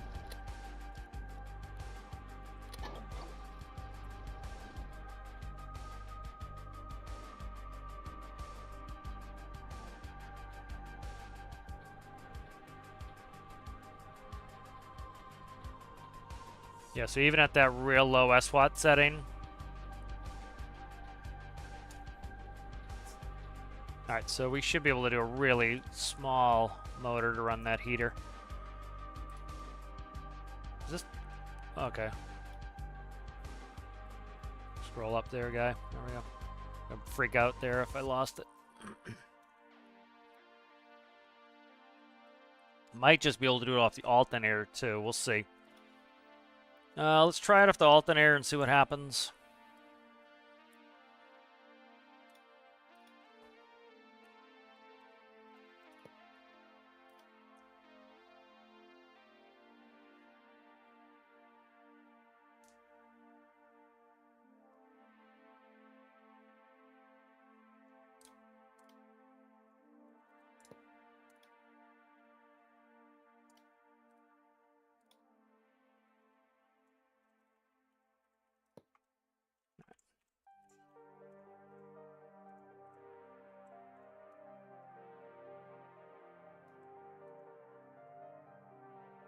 So for right now,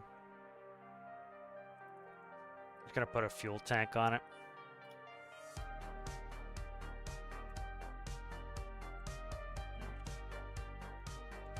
Don't like where its position is here in the gear bay.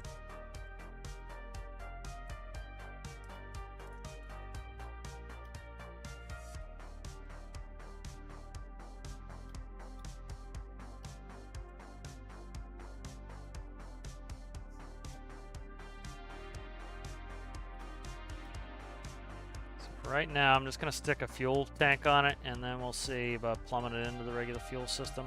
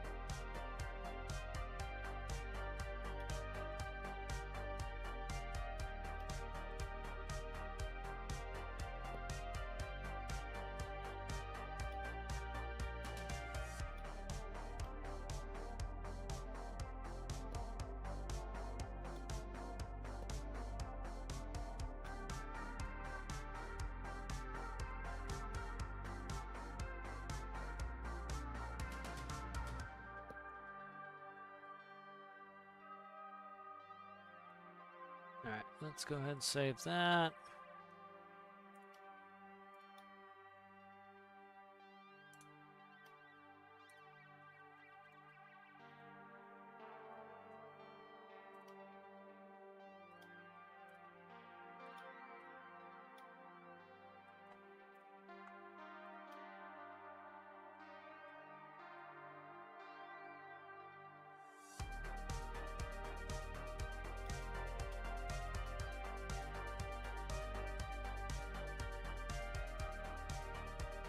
So let's see, RPS,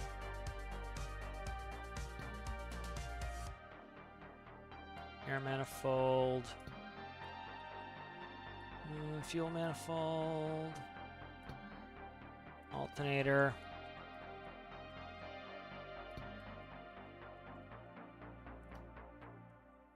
It's gonna have to have its own battery just to be able to read it. Not really. I can make this work. Let's see, where's constant?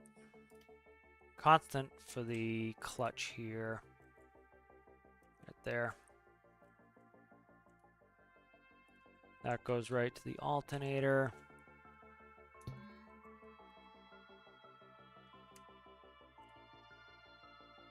Yeah, we have no way to read current, so that's annoying. Don't be hasty, dickhead. Just do this. Let's see.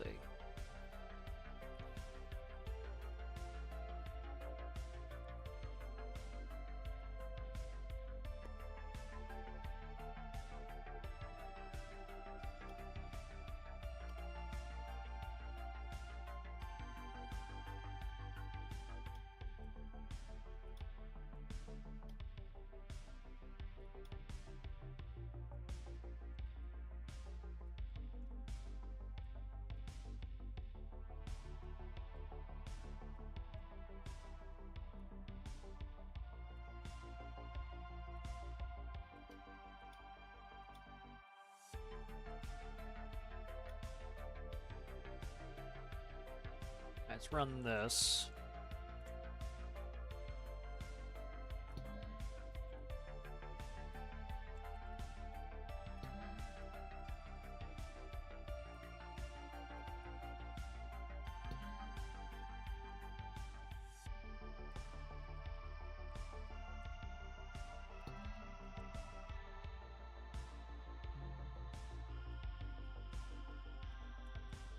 That battery I don't need. Clutch I don't need. Alternator. Leave the alternator where it is. Coolant pump. Don't need. RPS we just need. Stoic and seat I don't even need. Alright. Let's go in and I gotta work on something here. I'm gonna do a set RPS value in here.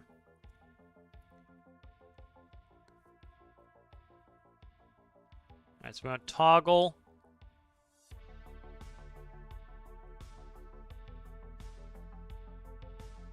Seat we can get rid of here.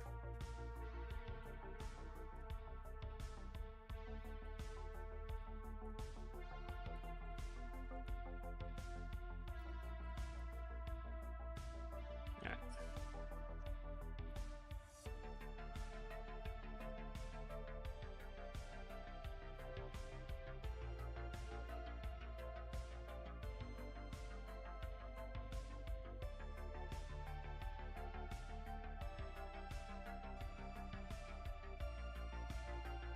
Alright.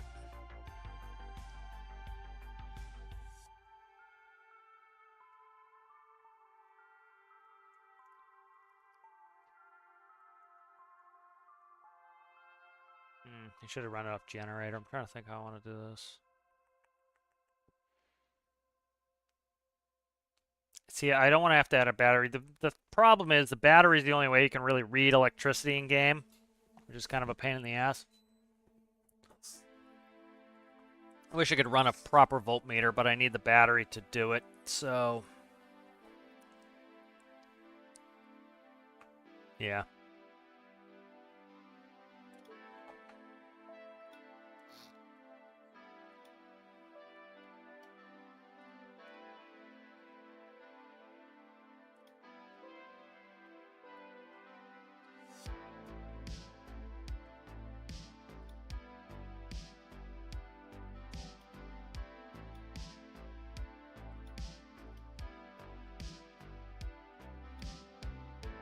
Did I copy that or fucking not? I did not. Alright.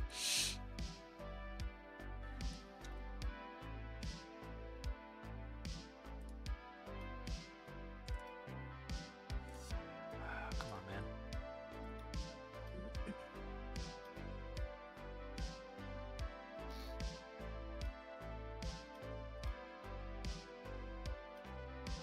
Alright, so I need a battery in there.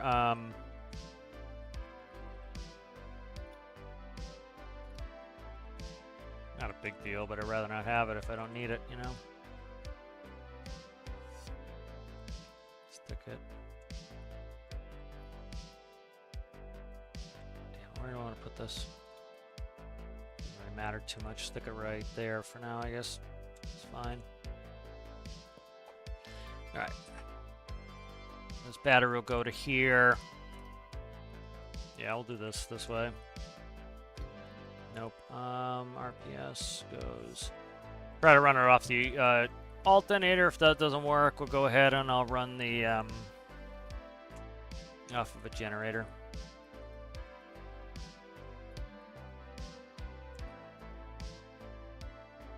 Coolant pump, don't need. Fuel manifold.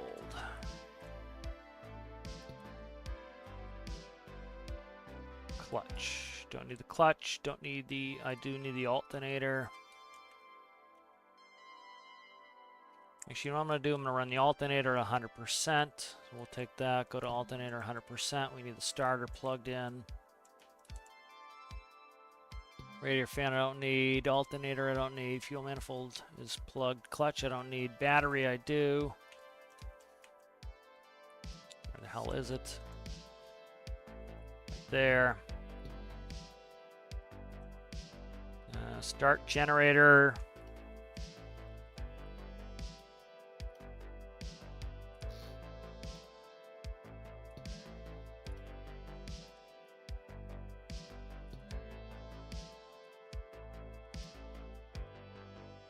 P-value I don't need. Radiator fan I don't need. Engine. And we get started hooked up. Alright, let's try this. See how this works.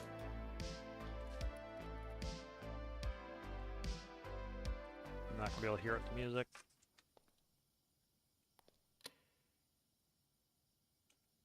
I didn't hook up the starter, I don't think, to electricity.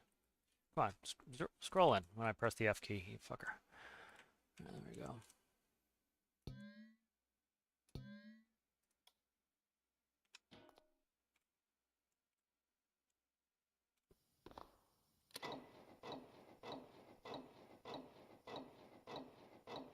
It's gonna be a pain in the ass to check it down there. I gotta move it up so I can see the fucking thing.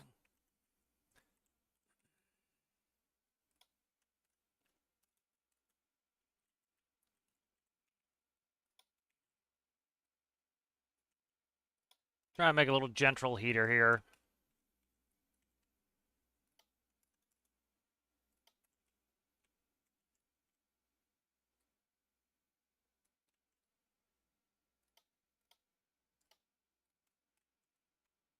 That's might as well just hook in the alternator as well.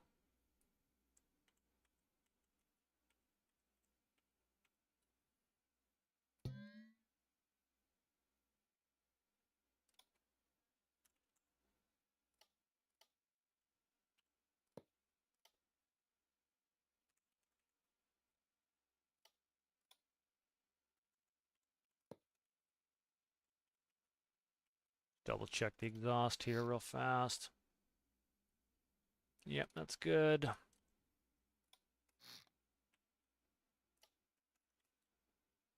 Gimme. All right, let's see. Give that a crack, see what happens.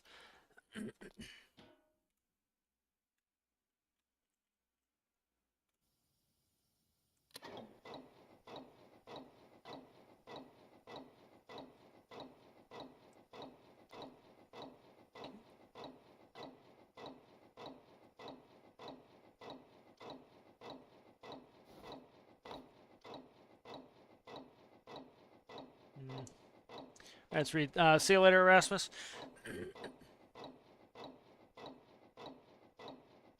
Hello, Alistair. Hello. What's up with this engine?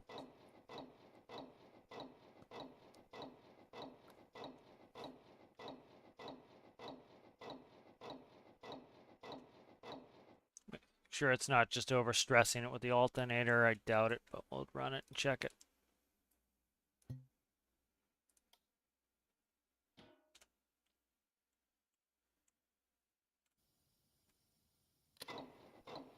Yeah, it's not that. Make sure that cylinder head's on correctly. I think it is.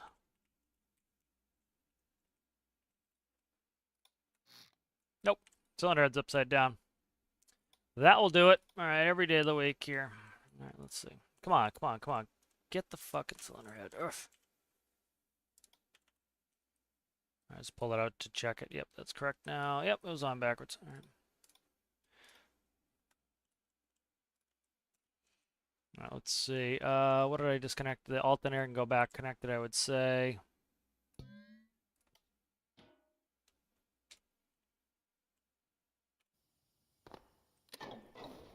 All right, there we go. Just need to bring the bottom up a little bit.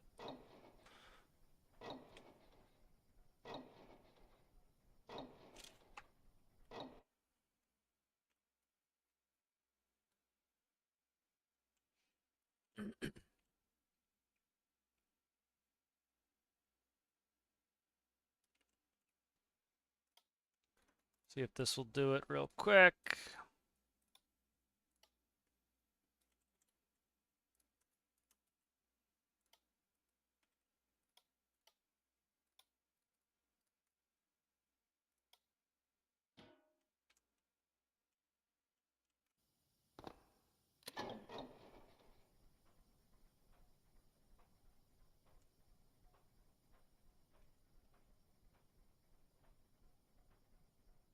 All right, so that's very low. I don't know why. You know what? I might be able to drop the base up a little bit here. Let's do this.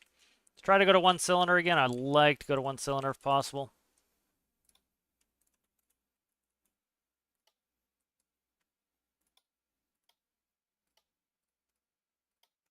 Now let's try to just bring the base up here on this. I don't need to go in here to do it. Let's go 4. Let's run that, see what happens.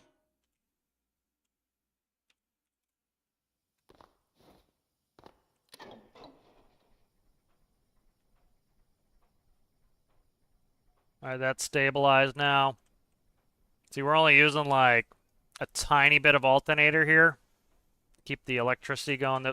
The what do you call it's not on yet. The heater's not on yet. So let's turn that on and then see what the effect is on that.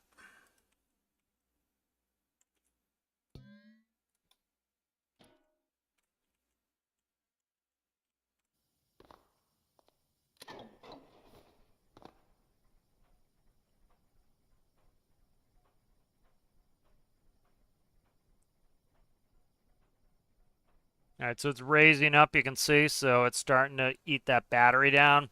Very slowly, though, so... Let me see if we start revving up the engine a little bit. Not really.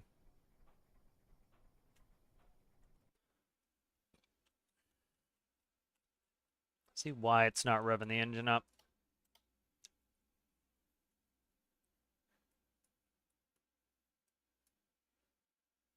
Okay. Should be pretty unrestricted. Let's see what's up with this.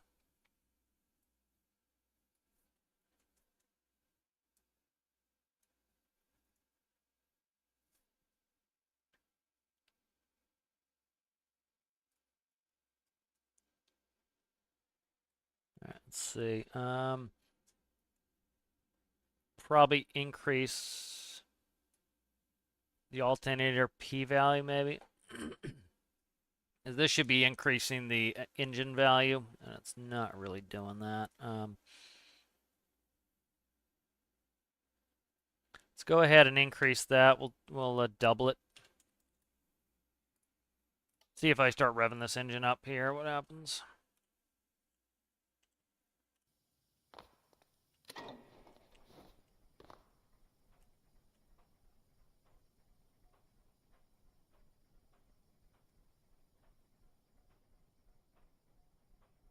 Can't imagine that resistance off that one alternator is enough that this engine can't spool up.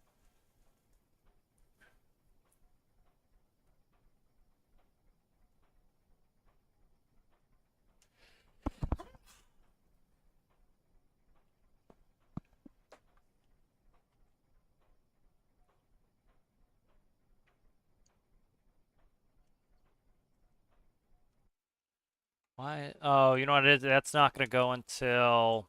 Okay, that's fine. We should be all right. Let's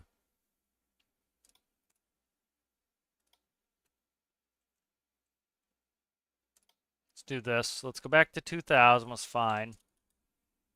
And what we'll do is we'll put a correction factor in here. Be x plus y. Okay, let's try that. Now we're going to have a baseline.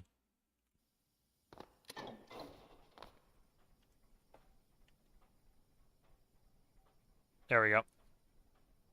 All right, that fixes it. So this engine here is barely turning, making just enough power to run that heater. And the temperature is 20°C.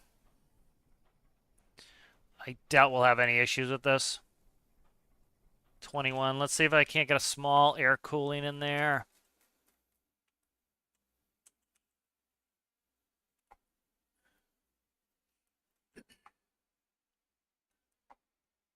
We don't have the nodes, unfortunately. All right, let's get this engine plumbed up, and I'll fix any other issues I have with it. Okay. So yeah, so IRL, a lot of these piston twins use their own heaters by burning fuel to make it. So by having, oh Christ, the one block I want to make sure I had, they burn fuel to actually make the heat, and so that's why I wanted to do this.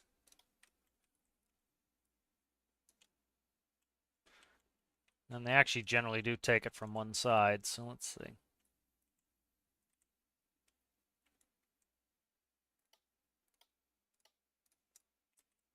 Okay, and then I want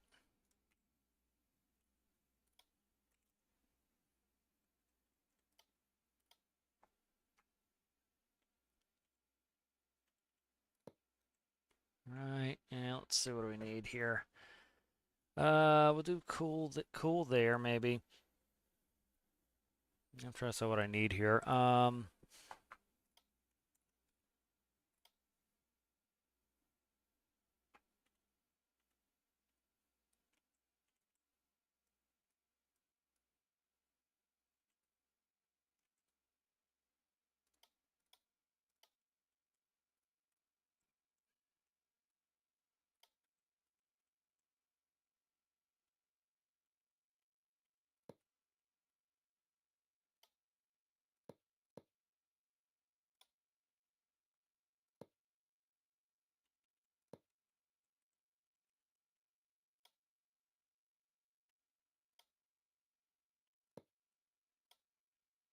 All right, so we'll hook this into the fuel system.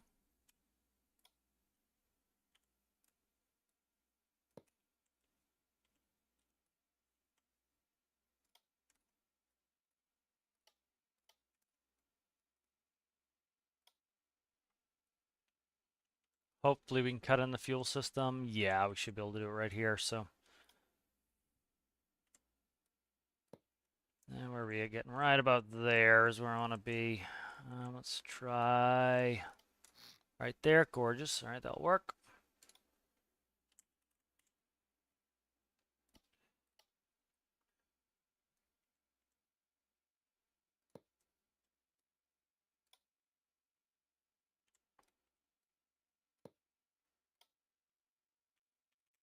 All right, so that is plumbed in fuel-wise, ventilated and everything through the ventilation tank. I gotta repaint this here. Oh, stop. No, no, no. Don't shut down OBS. Accidentally clicked OBS. There we go. All right. So that's plumbed in fuel right there. All right, good. Let's go like this with you here. Stop, grab, cut. Thank you. Cut you. Go like this.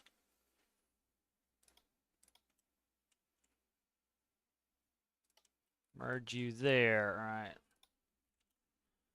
Manifold.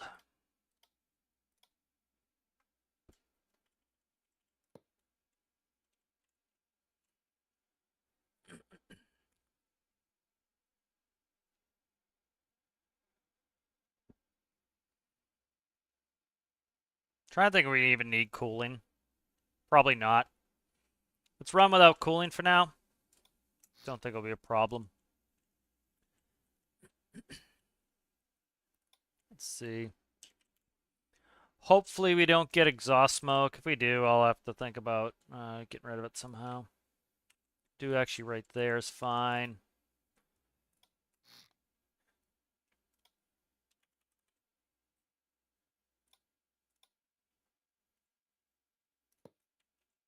There we go.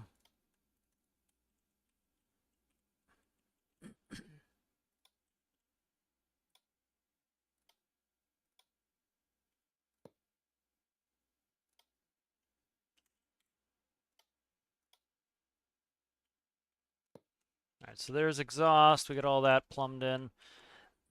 Fuel's plumbed in. And I doubt we're going to need cooling on this. We'll see if I do. Let's finish this microcontroller up. Get rid of all the extraneous nonsense I don't need. Don't need p-value. Don't need alternator pin value. Don't need, I do need start generator. Battery I need. Radiator fan, no. Alternator, no. Coolant pump, no. Start generator. That can go. Clutch I don't need. Air manifold, RPS engine. All that I need. So let's go fix this.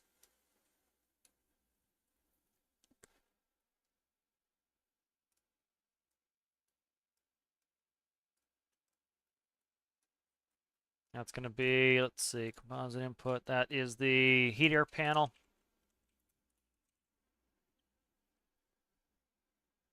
All right.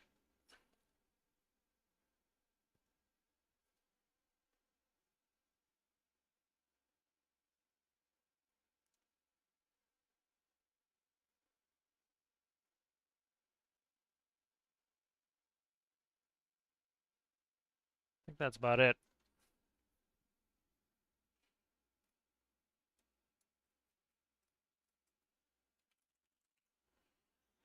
Ah, shit. I'm going to have to add temp on there.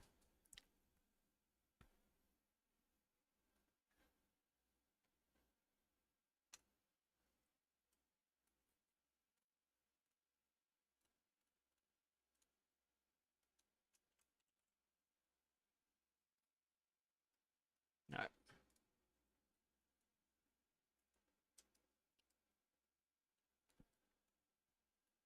All right, let's look at the heater panel.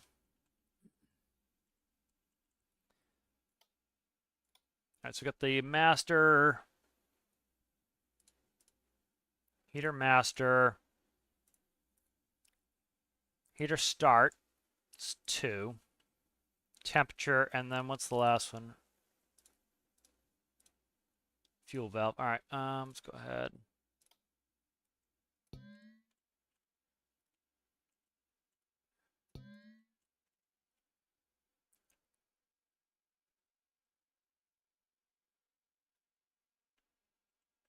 Let's do this. Actually, I gotta go back out, don't I?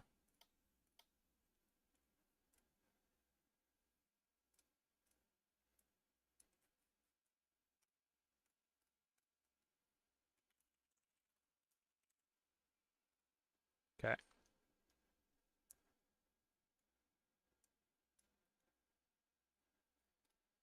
We have master.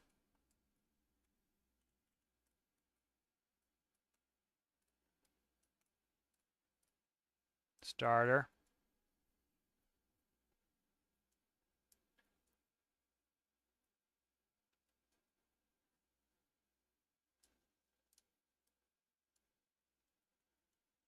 Okay.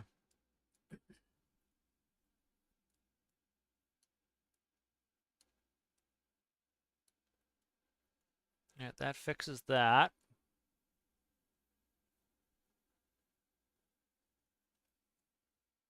Got the heater there, we get temp.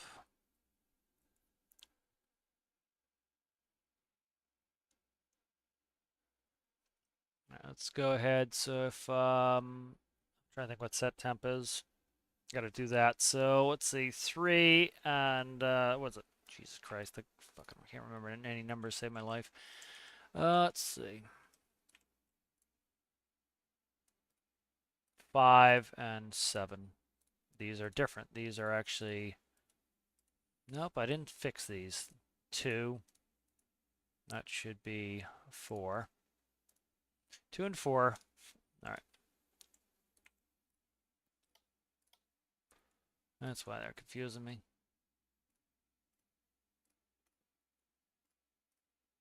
2 and 4 right there.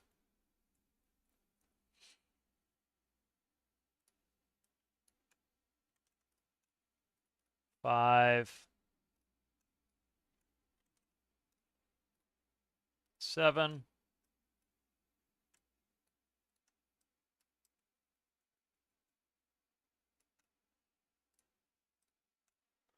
All right, let's see. Where the hell's the gauge in this again? Gauge starts at 60. All right. 60.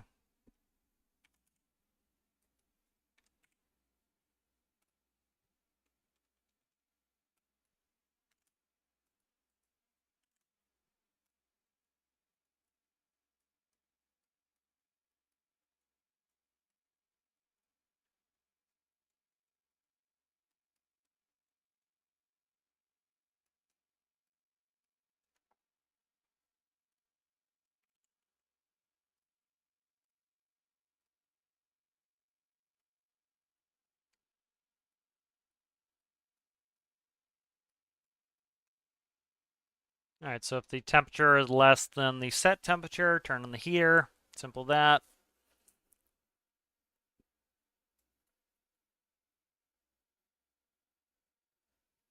That works. And then we have the set temperature here. That is going for 6, I believe.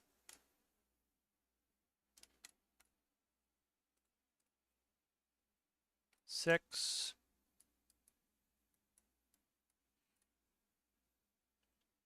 And then I need the fuel valve. So what I'm going to do is instead of actually doing a fuel valve, I will add, it should be 8, I believe. Let me double check the fuel valve. 8. Okay.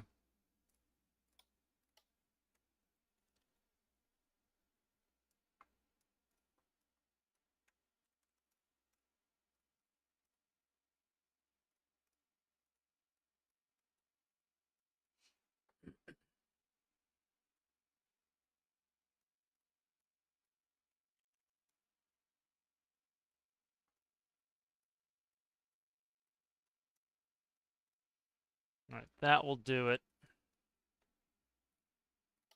That should work for the panel for this. All right, let me see. Where do I have a spot in the wing? Not that big, I don't think. Count how many spaces. 3 or 4 banger. What do we got there? 4 banger. How big are you? You got to be a 5 banger, huh? How wide are you? 3 wide. Let's change this up just a hair.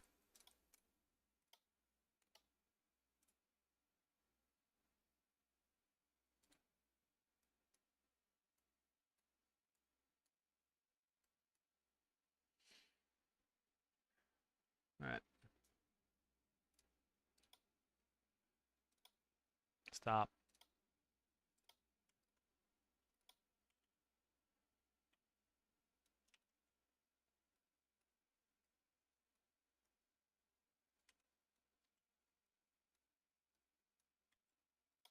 Perfect. All right.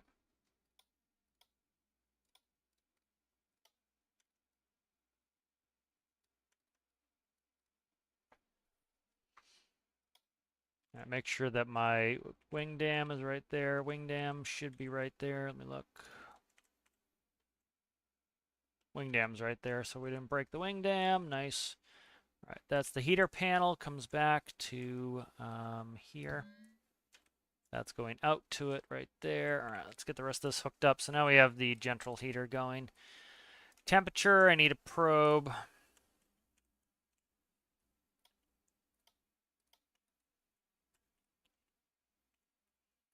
Just put it in here is fine.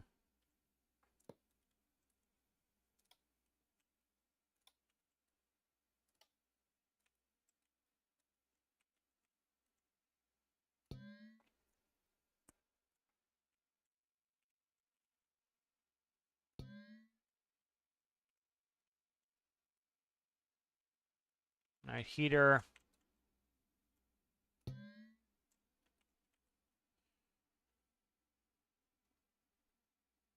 Air manifold, temp, fuel manifold. Anything else on this? Starter. Starter, and then this is going to get a constant 1 on the alternator. I think we're good here. Let me just check. We've got one more composite I got to check, and I think we're good. Yeah, I think that's good for the heater. All right. Go ahead and spawn it and check it. I got to plug in the electricity in the heater. Okay, it's plugged. All right, it's off of this system. Let's go like this, and I meant to do that. Segment this system off onto this battery loop there. I think we're good doing that. All right, go ahead and spawn it. Go run that heater.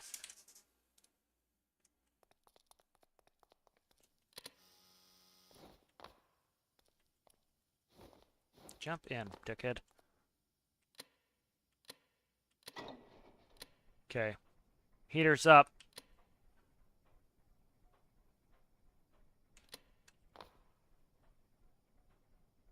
And I can't see it to check it, but we could fly in there and see if the heater came on.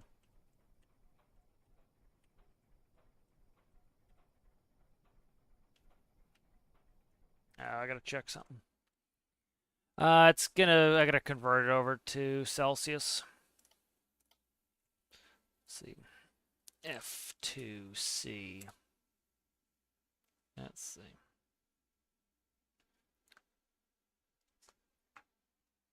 That's 5 divided by 9. 0.55. 0.55. What's that? Oh, the auto clutch. That's why it's not plugged in. All right. Let's see. What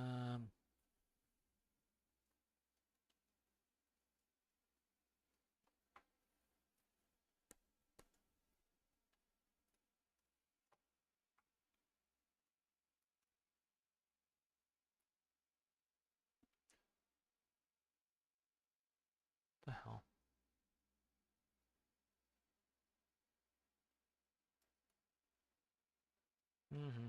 Stand by, stand by. All right, so it should be set.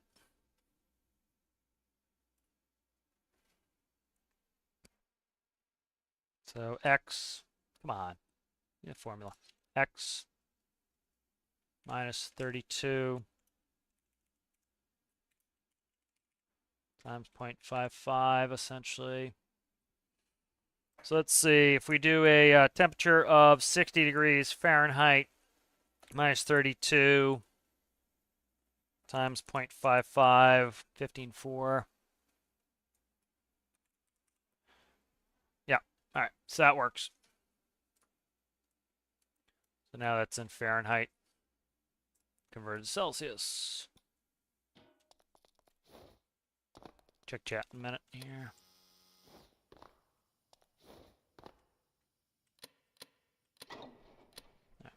Go to 80. Problem is we're also in the Arctic, so we're at 29 degrees down here. So I'm not gonna be able to test it up here. I'm gonna move it to, nope, it's on. All right, good. It's barely on right now. All right, so that works. That's good. All right, good. So let's go ahead. We can get rid of this. Save this up. I think we're making good progress on this. Pretty much done. I'll end up working on the manual and workshop page here in a minute.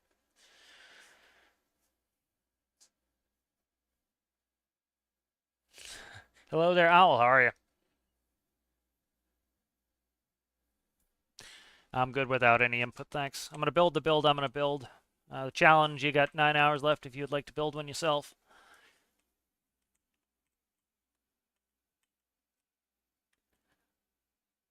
Let's see. What do I want to do next? I think we're pretty much there. Nothing else I really want to work on. This, I don't know what I want to do with this. Let me quickly look at, I forget what goes there.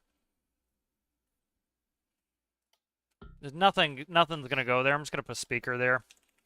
Be radio. I don't want to put radio nonsense. It's just gonna be faked anyways. We'll just do that. I'm content with that. Did I plug anything into the hydraulics?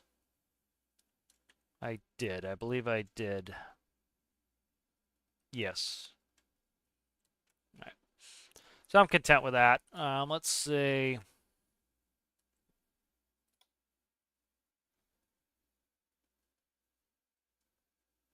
Smokier than I like, but I don't want to fart around with trying to exhaust, trying to dick around with the exhaust too much.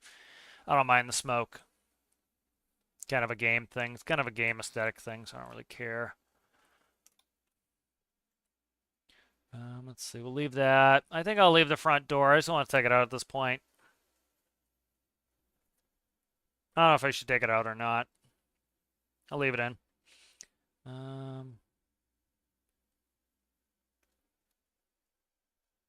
Let's get working on the manual.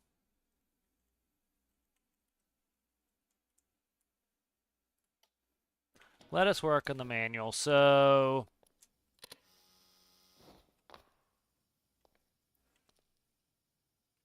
let's get the get a little power to it. I gotta take a picture here. Asshole characters in the way. There we go. Get out of the way. There we go.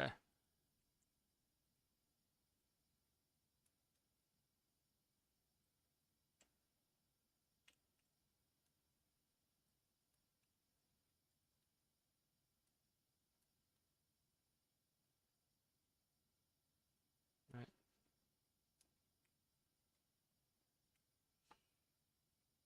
Let's work on this.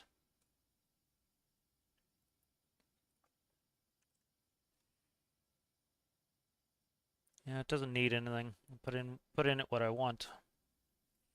All right, here we go. Let's go through this.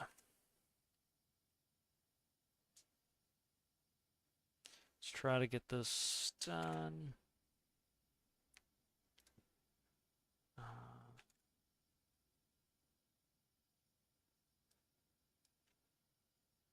All right, let's do the overhead as well while I'm in here. I gotta do the overhead light. That needs to be fixed.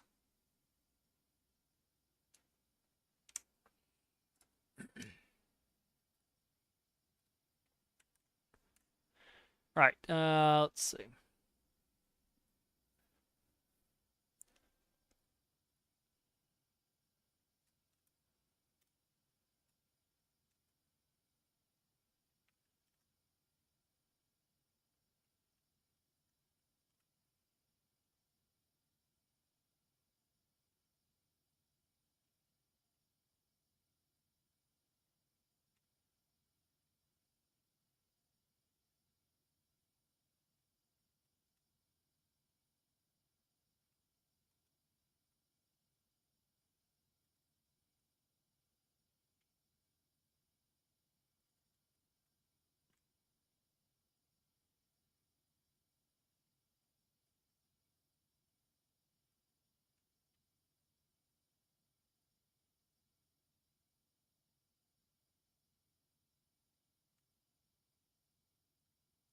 Oh, stop.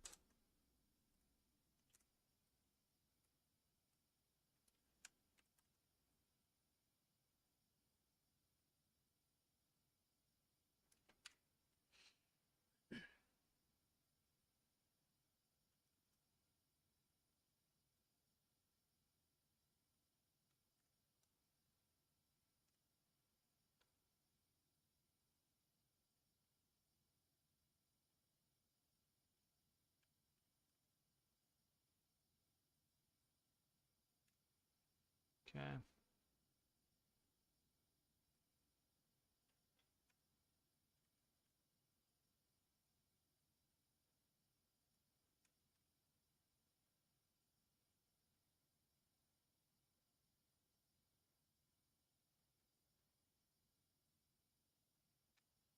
Have more views than you live. I don't know what that means. All right, let's see. All right, let's color code these out. So it's throttle prop mixtures. Let's see.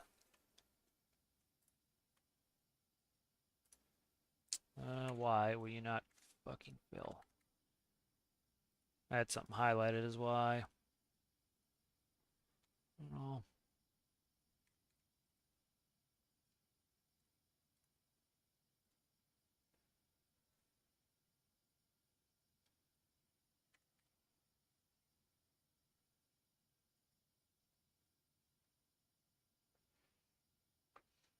Now let's go. I don't like the black on the first one. Go gray on the first one. Usually color coded the handle, the knobs on these.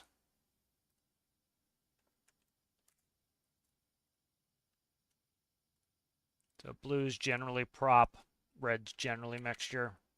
Over the years, they started to make color coding them so everybody knew what the hell they were looking at.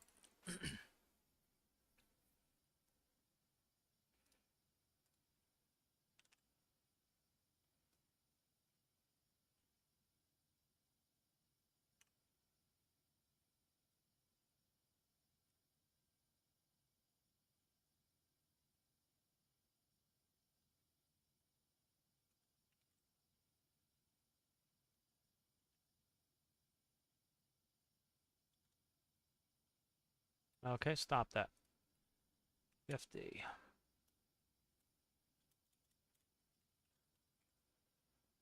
Throttle.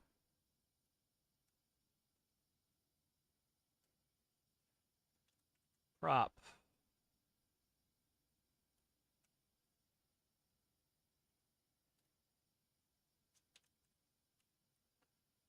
Mixture. All right.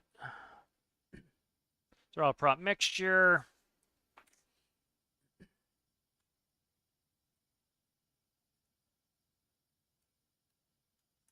Gear.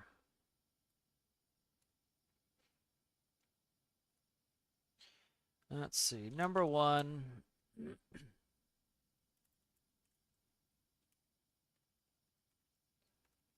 Ignitions. For 2. All right. Let's see. Port.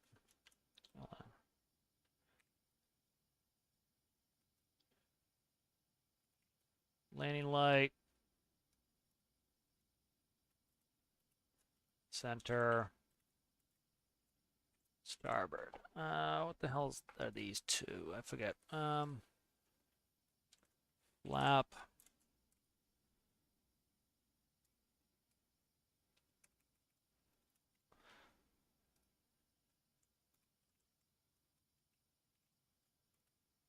Flap minus.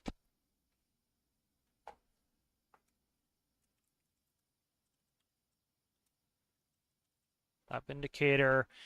The hell are these two? I can't remember.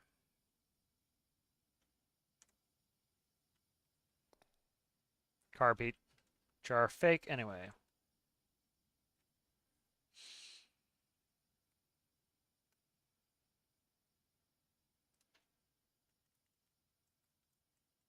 Carbeats.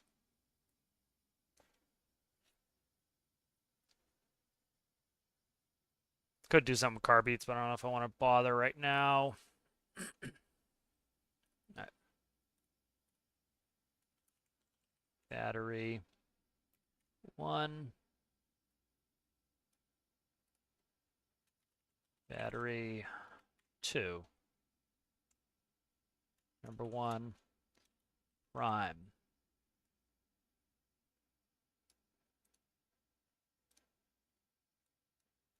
Number 2. Number 1.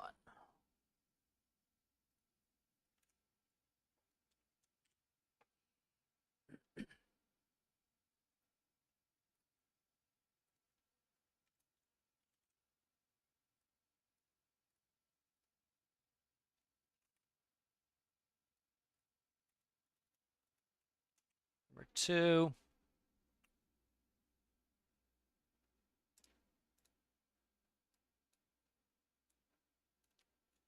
gear, horn, test. Okay. MP, RPM, temp, fuel, oil, P, fuel, P. Generators.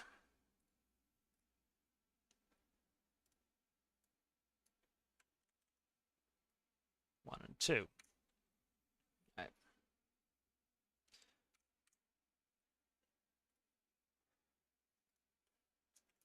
Lighting.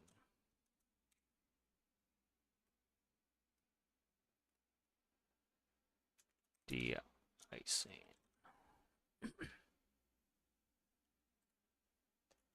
Hydraulics. Park. Brake. All right, good.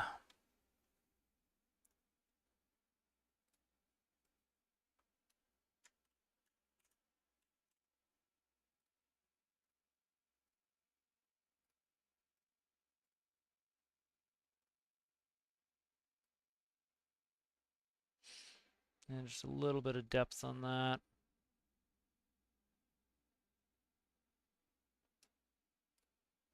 All right.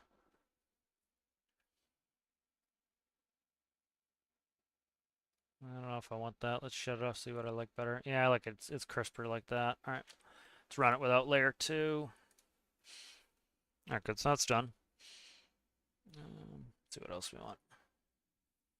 See what else we want. So that's good. I need behind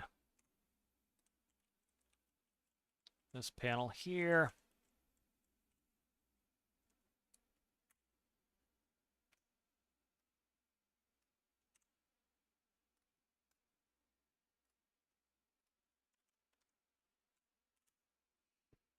All right. This is, I think it's exit smoking.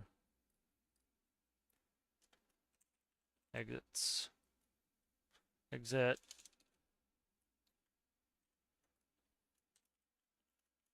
Exit lights. No. Smoking. Red. Cabin. White. Cabin. Oh. Which one's which here? One of them's top ramp and bottom ramp. Ramp door and cargo door. All right. Cargo door, ramp door. Cargo. And ramp. Cargo and ramp controls there. Let's see.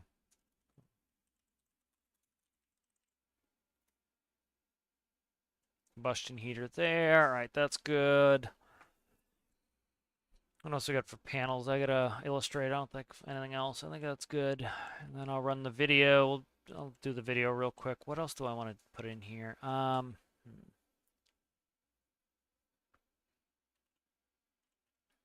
Carb heat should be able to go to the engine. Let's go do something right real quick here. Let's see. Carb heat 1718.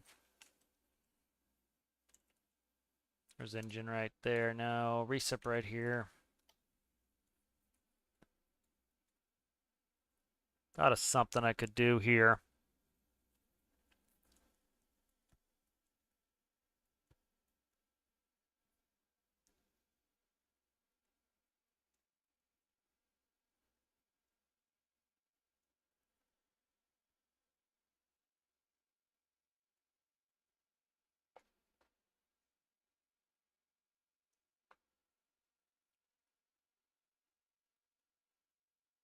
'17 and '18, so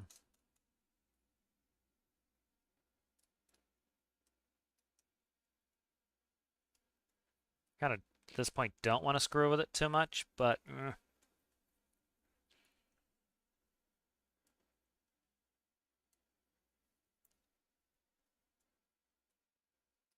gonna move this and not be a big pain in the ass. Not really.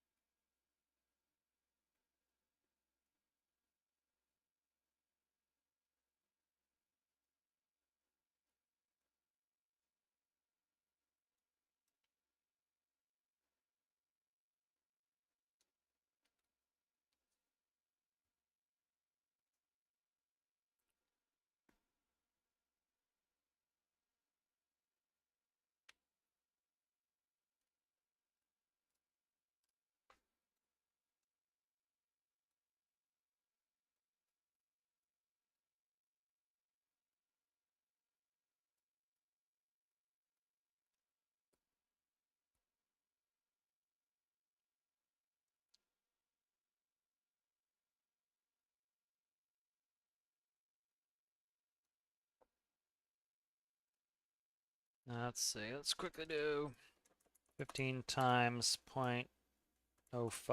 Let's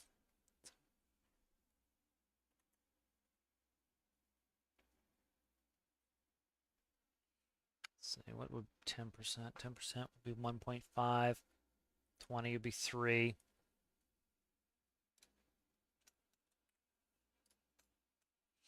Let's see, X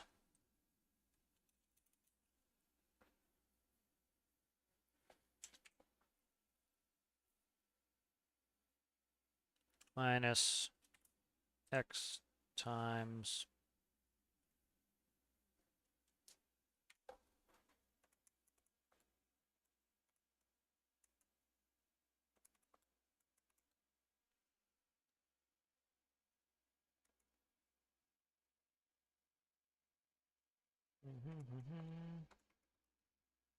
yeah.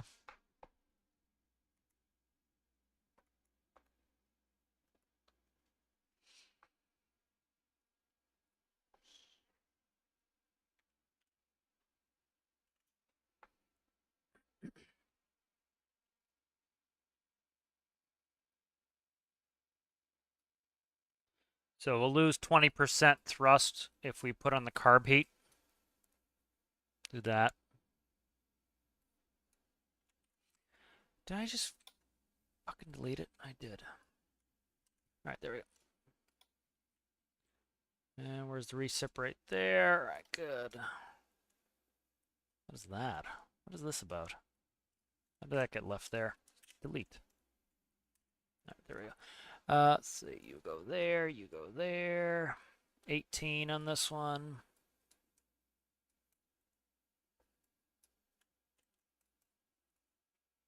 So if you put the carb heats on, you'll lose 20% thrust. So gives it something to do. It is Canada. The likelihood you have to put on carb heat is probably high. All right. Yeah, make it a plane for Alistair's challenge. Let's see. All right, that is cleaned up. What did I do wrong? That needs to go there. All right. That will work. All right, so that will take 20% off when the carb heats come on. So now the carb heats actually have purpose. Let's see what else we want. Yeah. All right, so I don't think there's anything that doesn't do anything. That's what I want. All right. Let's quickly do a tutorial video here. So we'll go ahead and spawn it. Make sure all the infinite bullshit's off. All right, I'll record it as a tutorial video so that Alistair has this in mind. All right, so we'll record that up as that. I'll put the music on for it. Keep Alistair entertained during it. Put it a little bit lower, so a little bit of background music, but not brutal. Right, so it's going to be the tutorial for my DHC4 Caribou. So first thing I'm going to do is we'll go ahead in and open up the door and we'll set the brake. All right, parking brake is set. Next thing we want to do is we want to select a battery. We can select battery number 1 or 2. We'll select battery 1.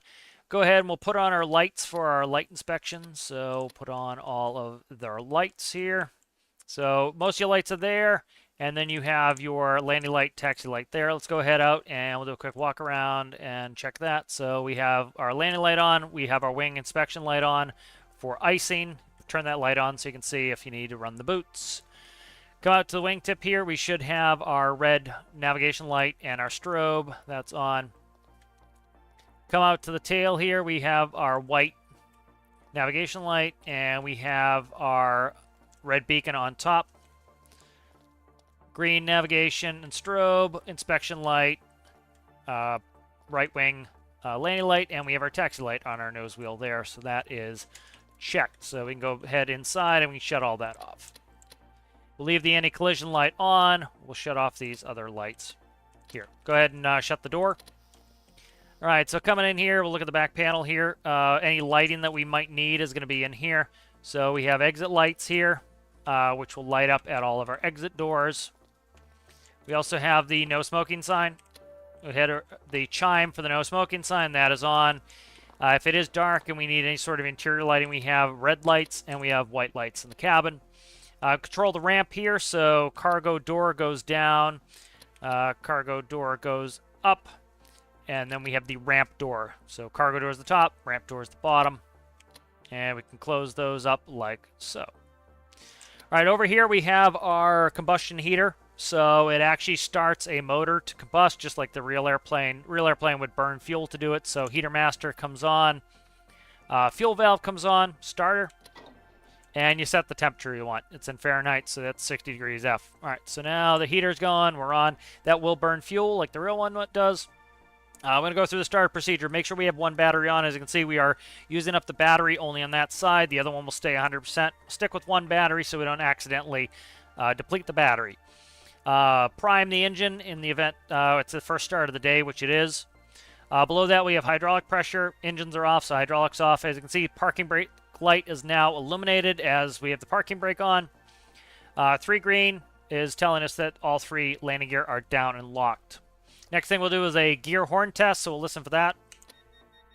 You can hear that going. So if the landing gear is up, the flaps are down, and we have the thrust back, we'll get a landing gear horn reminding us to put down the landing gear.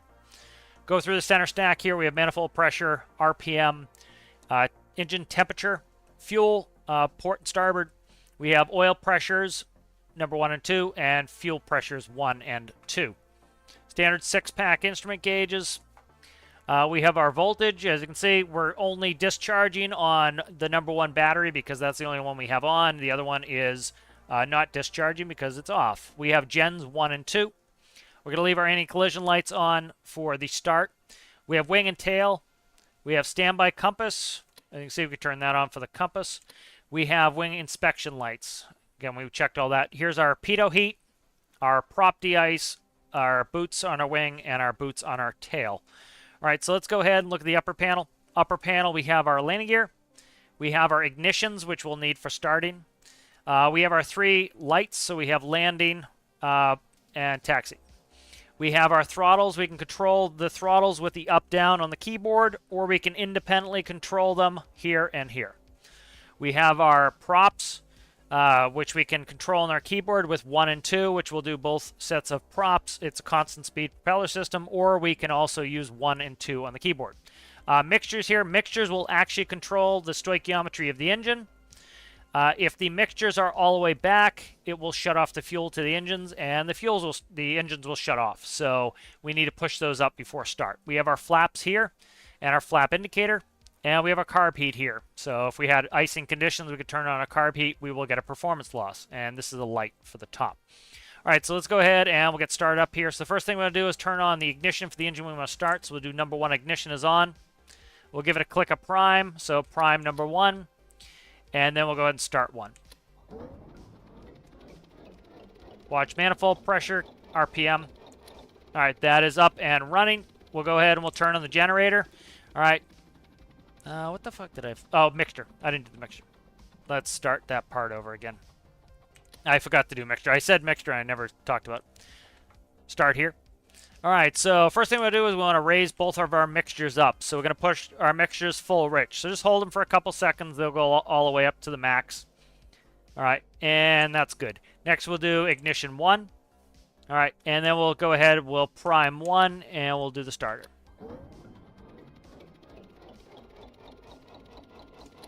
All right, 1 is up and running. We'll go ahead and make sure the generator is on. That's in the up position there. All right, now we're good to start 2, so we can shut off the ignition for 1. Ignition on 2 comes on. All right, we'll prime 2, and we'll start 2. Watch the manifold pressure rise. All right, and we'll go ahead and we'll turn on the generator. Both generators are on now. All right, so now that both engines are running, we can turn on battery 2 as a backup. All right, and we're ready to taxi out. So let's go ahead and set our flaps first. We'll set our flaps to the first notch for takeoff, and we'll release the parking brake. All right, so we use the up-down arrows for our thrust. The nose wheel steering is left-right, as is the rudder. It has integrated differential braking. So if you go all the way on the more you go essentially on the rudder, the more braking you'll get. So this will give us really tight braking because we're braking the inside wheel and we have no brakes on the outside wheel. So as you can see, we can get really nice tight turning like you would in real life. This also will simulate what it would be like if you were doing differential thrust in a twin to turn. So it gives you real nice turning capabilities there. All right, so we'll head back out towards the runway here. All right, so this plane was designed as a short takeoff and landing aircraft, so it accomplishes that well in game. Go ahead and we'll start our lights here. So let's go ahead. We want our landing and taxi lights are all on, and we can leave the rest of them off there. All we need is anti-collision and our taxi and takeoff lights. All right, so if you look at the H menu there, up, down is throttle, space is brake. So if I go ahead, we'll hold the brakes for takeoff here. And I'll just hold the space bar. As soon as we let go of it, we'll have no brakes. So let's go ahead and start revving up. And we'll release the brakes. As soon as we hit the bottom of the green arc, we can go ahead and climb. And we'll go ahead and raise the gear at positive rate. We'll go ahead and we'll raise the flaps up. Right there. All right, flaps are up. All right, just like in real life, you need to trim the airplane. All right, and the nose door will shut. All right, so just like in a standard airplane here, if we go to a standard rate turn and the turn slip indicator, it will take us 1 minute to do a 180-degree turn. So it's a 3 degree per second turn rate, just like it would be in the real airplane. So there's our turn rate. So realistic to the real airplane. All right, we'll go ahead and we'll make a turn back. Standard rate.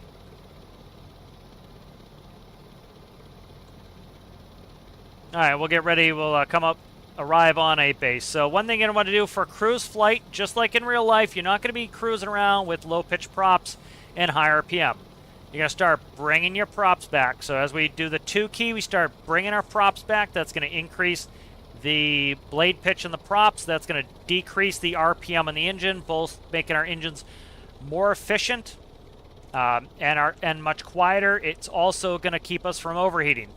In real life, if you run around at low blade pitch and full manifold pressure, you will overstress and overheat your engine, just like in real life. So you got to bring the prop back. That will start to load up the engine, cause the RPM to go down, and it will start to make the engines both more efficient, and it will prevent you from any sort of overheating. So you can watch that as we start to bring the prop back and increase the pitch with the constant speed system. As you can see, it will start to cool off our engines. All right, so now that we're in cruise, as you can see, we have a high blade pitch on the propellers. All right, that's making us very nice and efficient here. We're going to start turning back towards the airport, and we're going to get ready for landing. So just like landing in real life, you're going to want to go props full forward, mixture full forward. All right, so we're going to start pushing the our propellers full forward with the 1 key. That's going to start to decrease the blade pitch, which is going to decrease the load in the engines, which is going to allow our engines to spin up more quickly, which is what we want in a landing scenario. All right, coming back on an extended base here, so we're starting to push those props all the way forward. You see RPMs coming back up as we adjust the propellers. All right, so now we're at full prop all the way forward. So let's turn in on our final here. And we'll go ahead and we can drop our gear anywhere in the green band. So gear's coming down. And we'll wait for 3 green to demonstrate that the gear are all down and locked.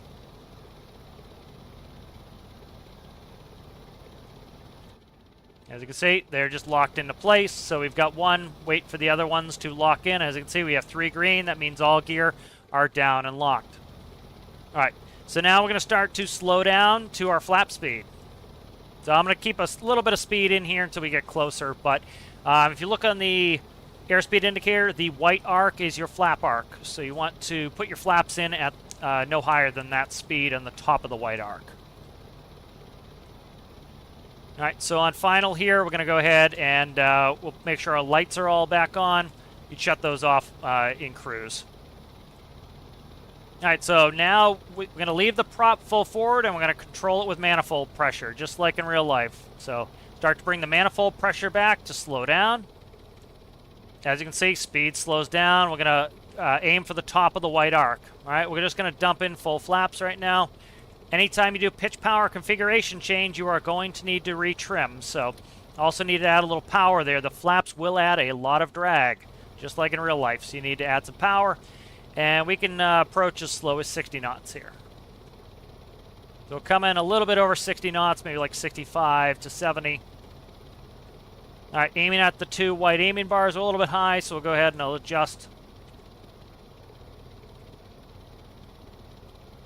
All right, we'll do our final checklist here. So mixture is full rich, props are full forward, landing gear is down in 3 green, flaps are set, lights are set before landing checklist complete, and we are clear to land. But we are high here, so I'm going to go ahead and we'll start getting down. So I'll trade some altitude here, so we'll pull off a little thrust, and we'll start losing some altitude. That's looking better here. That's probably about a 4-degree glide slope there. Let's try to get down on a 3. So we want to stay within the white band for the flaps. It doesn't really matter in game, but in real life, you don't want to damage your flaps. All right, so aiming at the 2 large white squares, those are our aiming bars. So final bit of trimming is done. A little bit of a float there, so we'll just pull a little power and drop the nose a little bit. Again, spacebar will be our brake. All right, picking the nose up, I need to add a little power, there we go. Just gentle taps. Aiming for the 2 white aiming bars, all right? All right, fly it all the way to the ground, all right? Little flare, and pull the power off, and we're on.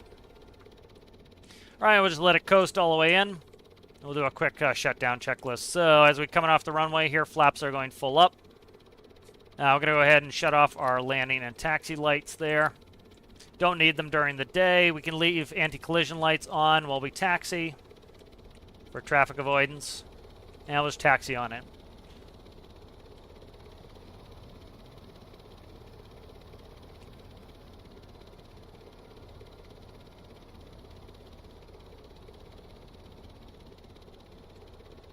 All right, so there's no gyro on this. There's no autopilot on this. This is very much a hand-flown aircraft designed to be U-fly. It's not a modern hand-holdy craft. All right, let's pull it in the hangar here, and we'll do a quick shutdown. So I'm just going to go ahead and press and hold the space bar for the brakes and the mains. Go ahead and we'll set the parking brake. All right, we're going to go up to the mixtures. I'm going to bring the mixtures both down all the way to 0, and the engines will stop. So this is shutting the fuel off to the engines and shutting them down.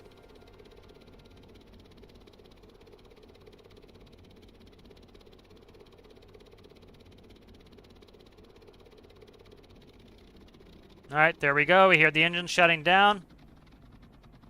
All right, so now the engine is shutting down. We can shut off the anti-collision lights. We can shut off generators 1 and 2. I'm going to come over here, and if we need to do anything like open the ramp, we can keep battery 1 off. If we are done, we can go ahead and we can shut both batteries off, and as you can see, it will power down. Left the exit lights on. We can shut those off. Exit lights are all off. And the heater can go off as well. So if you shut the heater master fuel valve off, that will shut the heater off. And we're good to go. So that is the DHC for Caribou. Any questions, you can go ahead and put the comments thanks. All right, so that is the tutorial video mostly for Alistair. So it'll be on. It'll be likely just set to friends or unlisted until I figure it's got everything done that I want done on it. I may or may not release it. Oh, there's a problem there. What is that? What the hell's that? What is that? I must know what that is. Is that a symmetry error? That's a... I gotta go look at that. That's gotta be a symmetry error. What is that, I ask? Yeah, what is that? Something not merged. There it is. It's the fuel vent did not get merged on the side, so it fell through. That would be it. All right, good to know. All right, so it's a little bit proud on fuel than the real version, but, you know, whatever. It makes it a little bit more usable in game. This is where, you know, some of the flap action is. For example, when I had just these flaps before, we're getting down about 80 knots, and then adding these little bit of flaps here, we're down to 60 knots. IRL, there is an angled flap that goes right here, but I'm not going to XML nonsense to get an angled flap in there. So that's just got the flaps in there. But especially Alistair, you got any questions there? Does that make sense? Think you can operate that fine? But I like the heater now as a proper like gentle heater there, so that should work well. Shouldn't have any issues with that. Check see if there's any paint goofs or anything. That is a goof right there. Let's see if I can fix that. Paintbrush there. Let's see. I think we're on the yep right there. All right. That's the wrong color here. That should be this color. There we go. All right.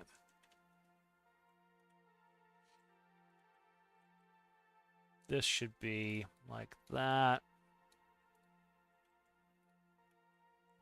And this should probably carry. Doesn't need a band. I might band it and just add a little bit of fluffy do there. Yeah, we'll do that. A little bit clean that up just a hair. Maybe go like this. Come on, man. I color selected this. Give me the color select I asked for. Like that, maybe. Under the wings, I'm going to keep green. I don't need the camo because, again, the whole point of the camo is you're blending in with the trees from the top like this. So this would be if a plane is above you. That's why the planes will have different colors on the top and the bottom. And then they're just doing it so that if you lift a wing, it's just green under there. That's why I don't bother camoing out the bottom of the wings. There's really no point. Don't even need a really camo at the bottom, but it just looks funky if you don't continue it a little bit. So as you rotate, you can see it a little bit. It was just that if there's a fighter jet above you, you look like you blend in with the trees below, and it's harder to spot you. Let's see. These should be this darker color. I think these, that's the right color, I guess. Let me check. Yeah, that's the right color. All right. Just sitting on the top, it looks different color. Let's see, anything else? I don't have refueling on here. Shit, I should do that, huh? Let's see where the refueling port is on the real Caribou. Let's save this. So now that it has carb heat, let me test the carb heat real quick. Make sure that's working. I don't want you to accidentally hit the carb heat and it shuts the engines off something. So let's do a quick start here. So mixtures, first battery. Mixtures full forward. It doesn't really take that long to get the mixtures full forward, but you can change the stoichiometry if you wanted, so you could lean the system if you wanted. Likelihood of doing it is probably pretty slim. You don't really need to lean, but you could. So what I might do is when I hold both of these, it goes to 0. The problem is if you accidentally hold it in the air, you're going to kill your engines, and then you're not going to be able to get them turned back on fast enough, so that's why I didn't do it. Shutdown takes a little bit of time, but shutdown should take some time. Ignition 1, start 1. All right, Gen 1, Ignition 2. Nope, Gen 2 stays off, Start 2. Park and brake. All right, Gen 2's on. Let's go ahead and park and brake's on. We should be able to rev up pretty high. All right, let's see if we get a drop when I do carb heat. So we're at, let's go carb heat. Yep, see, we get a little bit. I think they're backwards. Let me see. I think they might be backwards. I gotta check them. Let me look. Might be backwards. Let me look.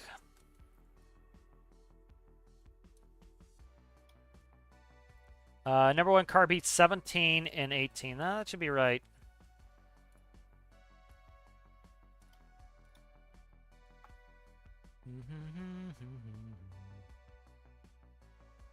What am I doing here? That's the wrong one. It's right here. That's 17 on number one. So let's see, x times 0.2. So if we're at 15, make sure this is... Oh, you know what it is? I'm doing prop pitch. That's why. That's what's fucking it up. All right, I got to fix this. I'm doing a prop pitch. It shouldn't be a prop pitch. It should be down here. That would be what's wrong. Okay. That makes perfect sense because it acted backwards. It was the props. So it was cutting prop pitch instead of cutting engine power. Right here. Okay, that's where I want to be. So let's take this. See you later there, alligator. Stop that. Let's go like this. And where's that at? Right here. All right, that goes there. All right, that's even better. All right, good. So let's go here. We want to go there. I killed the numerical switch box. Let's get that back. All right, let's go. That's off value. Carb heat is going to be the on value is there and there. This actually cleans up even easier. We like this. All right. Then let's do that, I think. Yeah, let's do... Try to keep this as clean as possible. That's probably going to be clean as we get it there. So that's what I want. All right. Yeah, it was doing the prop instead of the carb heat, so that was a mistake. Instead of the thrust.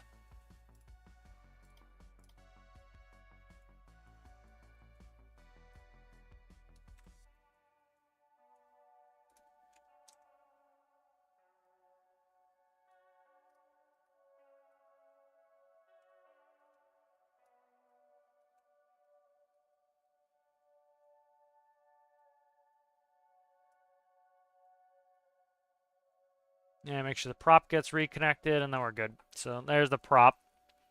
Yep, prop was up top. I had it backwards. All right. Make sure this one's good, and we'll test the carb heat again. All right.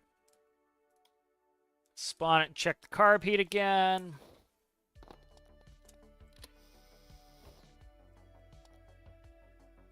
All right, bat one, anti-collision mixtures.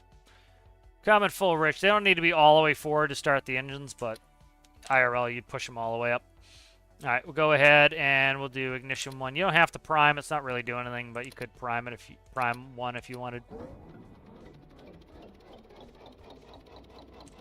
right. Ignition two.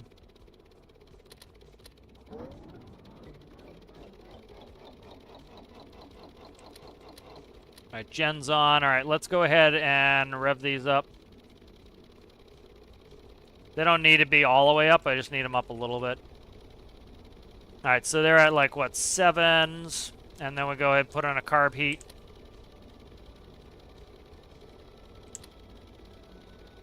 Little bit of a commanded drop, not a lot. I don't want it to do too much where it makes it airplane fall out of the sky either. All right, so that should be good. That'll work. All right.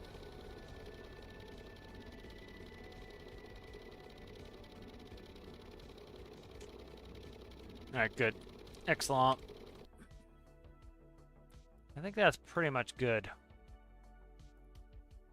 I won't screw with it too much. All right, let me go ahead and check some chat here.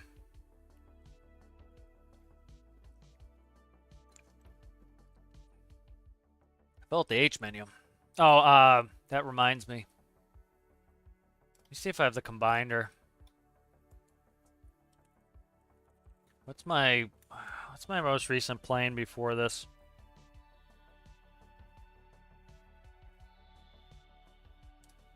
See what a seat combiner. Oh, come on, man. Open that fucking thing. Don't do this to me. Alright, let's find the seat combiner. I don't know if I have it on here, actually. I do. Okay, seat combiner. Right here. There we go. All right.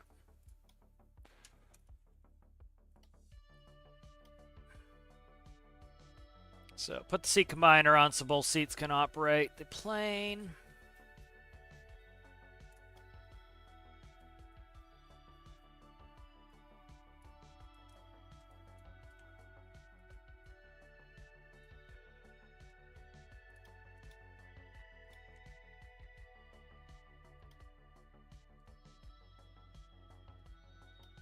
All right, so let's see. Captain's seat, first officer's seat. Let me make sure that these are what they need to be. So trigger needs to be push. Okay, this needs to just go like this.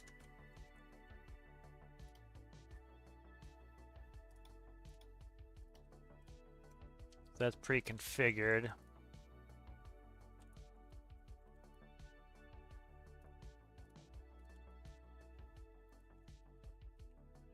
Okay. Seat combiner there, and then anywhere that the seats are already connected, or the seat is already connected, is where the seat combiner goes. So let's see. Seat combiner. Seat combiner. Seat combiner.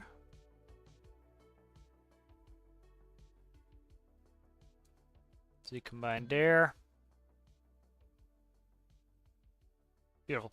All right, so that's all combined now. Let's see what else we need here. Up, down. All right, so these would go out. These will go out to the control surfaces here. Because I have no gyro in this, so I wanted to make no gyro. So these has no gyro. Let's go up, down is, where is that plug? That plugs into nothing. Let's verify up, down doesn't go to anything. Come on, I can't see shit. Left, right, up, down. Yep, up, down's nothing. We have AD for the ailerons. Let's go roll. Ailerons. Ailerons. Peach. Have yaws. I think I'm just running raw yaw down to the, yep, nose wheel steering's raw yaw. So, yeah, I wanted to build a build without the gyro. So it's got nay gyro in it, and then up, down is nothing. So that should be fine. Make sure this isn't plugged into anything. It is not. What is that? Okay, that's good. Let's see what I have for space. That's where the dam is right there. I'm going to put it in front, and we'll put it in the back here. Put it back here. It's got a lot of stuff back here it can go to.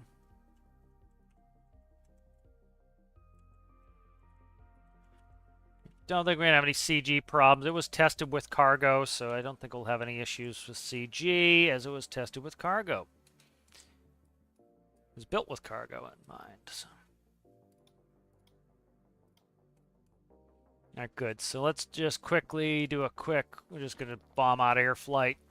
Make sure that didn't screw anything up. Yaw is screwy. I got to fix the yaw. Let's see, where's that? Right there. Yaw needs to go to, where is the rudder? Where did I put that now? Damn it. Right there. Here's the yaw bank system. So that's rudder right there. That's got to go there. All right. And then this is where yaw right here needs to come in here. All right. That's good. All right. That's in now. That's fixed. All right. That's the only issue I think we had. All right. Let's get a crank on this. Let's get a quick flight and we'll see how we're doing. All right, so we want BAT 1, anti-collision lights. We want mixtures coming full rich.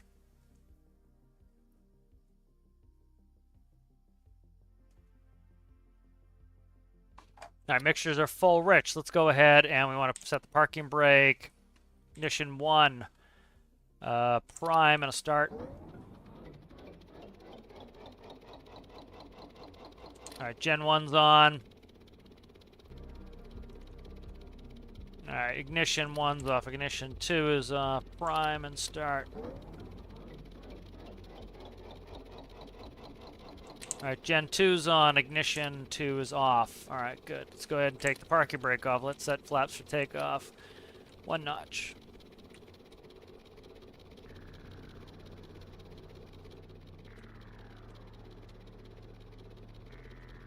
Yeah, I gotta add a couple things to H menus.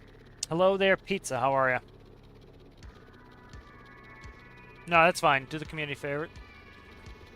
Yeah, it's good to have the community favorite. Just let the people pick what they like, too. Because, like, sometimes it aligns with what you like, and it's like, you know, sometimes it aligns with what they like. So it's a good thing, like, the reason I like the community favorite is, you know, like, say, for example, you got a lot of people in the community, they want a ship that sinks or breaks apart or krakens or bullshit like that. I have no interest in it. And so if somebody makes a cool boat that does those things, it's not something that interests me. It's not going to get my favorite, but the community might like it, you know? Like, I don't like a build that's overly XML'd, so it's like, oftentimes, that's not my favorite, where it might be the community's favorite, you know? So I tend to, I like to have the community favorite. That way, people can build what they want to build, and they still have the option for that. I might drop sensitivity on roll. Might be the only thing I do. Alright, so we can still fly from the right seat. Flaps up. Flaps are coming up.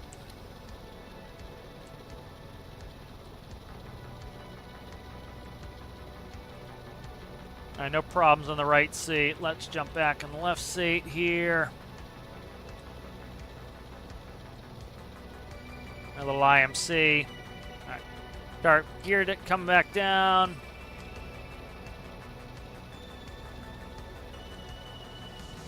Start pulling some power here. Alright, gear is down. We'll get the greens in a second here. Flaps are coming in. Flaps are full in. Let's pull some power here and get slowed down. With all that drag, pretty much I start putting the flaps in. We're going to start slowing down to the white arc. Yeah, that's a lot of drag, having 12 small fins and then the 2 large control surfaces. Small fins have a lot of drag. I use them a lot for drag purposes. If I need drag, they do a good job of that. Like you can see, we're coming down. Caribou will literally come down and they'll do nose wheel, they call them wheelbarrow touchdowns, because you have all that extra lift in the ass here, and you're just very draggy. It's designed to be, you know, you want to you want a lot of lift and you want a lot of drag, and generally the two of those work in concert. You have a big thick camberous wing, you have a lot of drag, and so you're not gonna be able to go very fast, but you can you know, you can get down to a slow speed for landings. Yeah, probably a little bit of drop off on sensitivity on aileron, I think, will be good. We'll drop that by a tiny bit. A little bit less of a flare than I would have liked, but that was all right. The flies really well, behaves well, how I want it. Probably put my hand back at the keyboard to steer. This is like Miami with the center line lights on the center line. Usually they offset them so you don't hit them the whole time with your gear.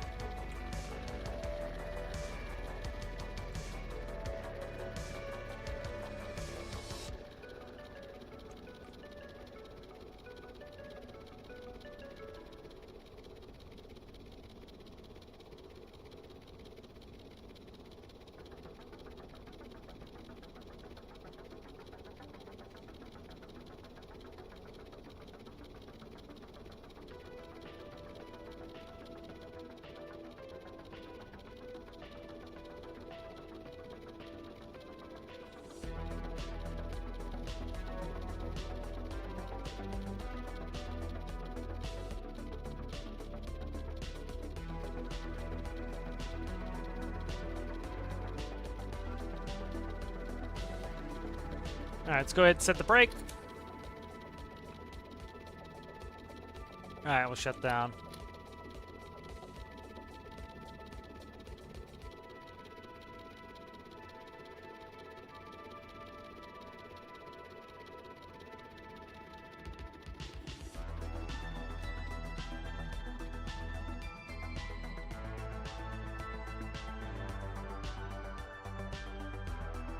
Alright, good. We're shut down here.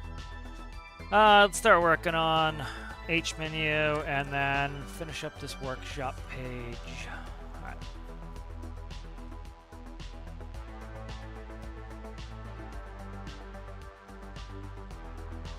Alright, let's see. Brakes is good. 1. Prop plus.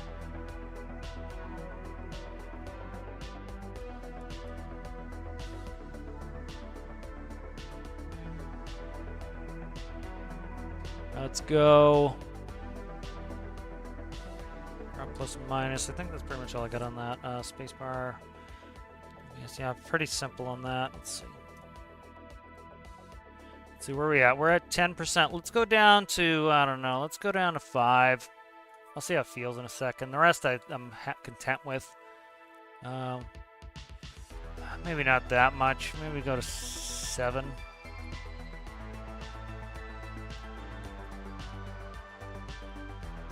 Okay.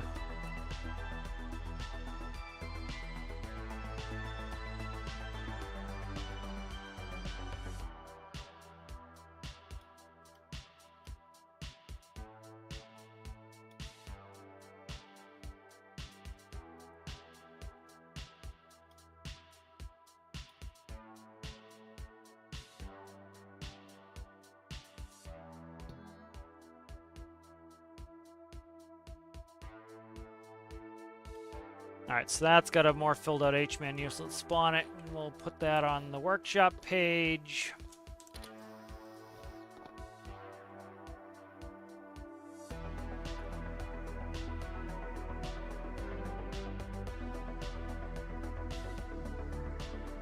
Hello there, Hawkeye 48. Oh, I'm sorry, I see it now. Hawkeye 48. Let's go ahead and drop the music down just a hair. Alright, let's go ahead and shoot. That's not what I want to do. Let's do this. Right, let's go ahead and string the sucker up. Go.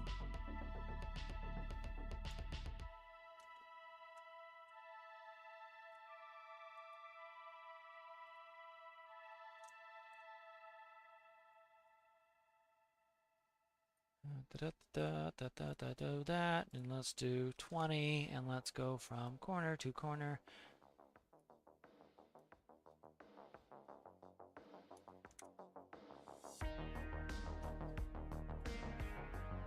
Alright, that's good.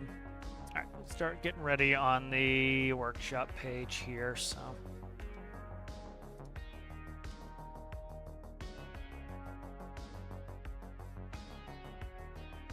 Let's see, do we have any recent pictures? Save this. I have to do one more quick test flight just to make sure that 7%. I think we're fine. I don't think I even need a test flight. Let's go save that. All right.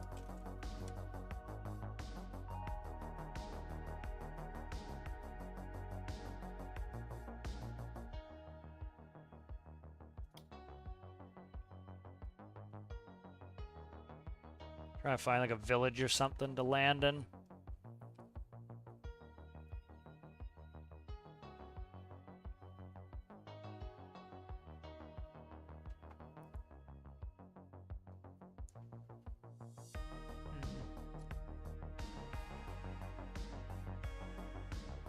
Where is one of those villages on the Maya Islands?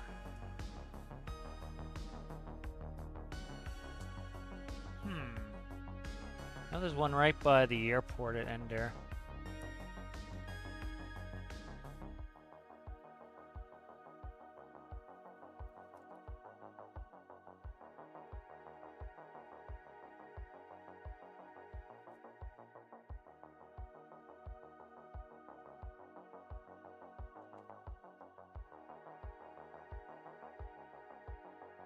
The hell? I don't have to go through all the grids to find it either. Could do it one of the standard spots I normally do it at. What is that? No, that's not where I want to go.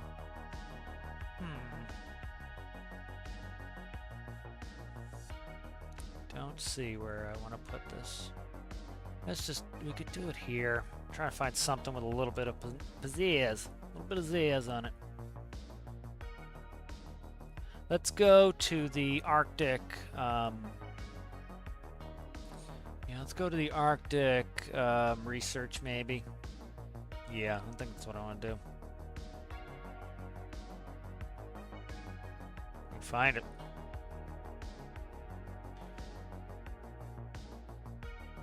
Arctic research. There we go. All right.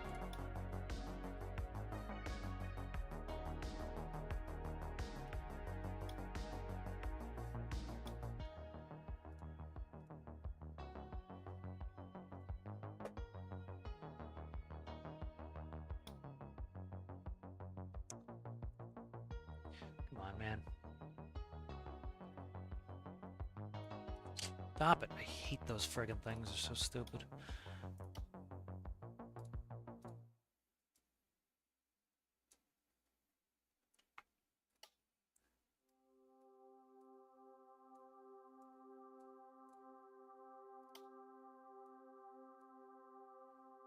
Okay.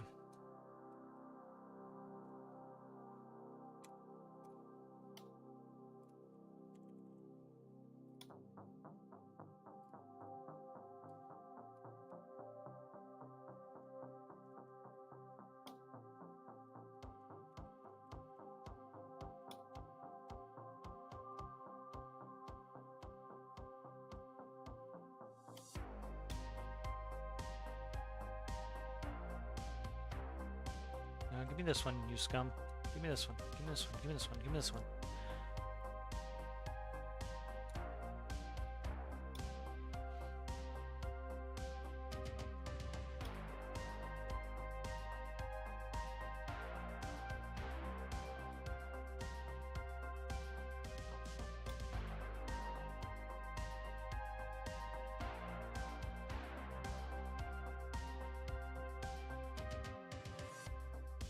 Let's try that.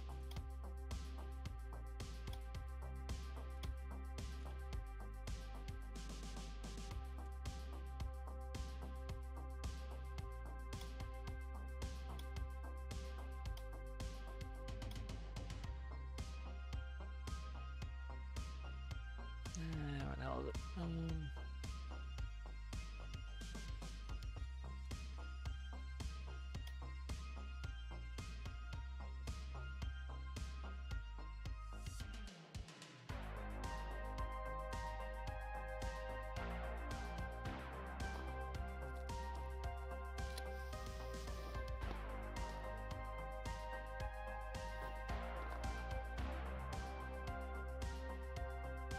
Battery.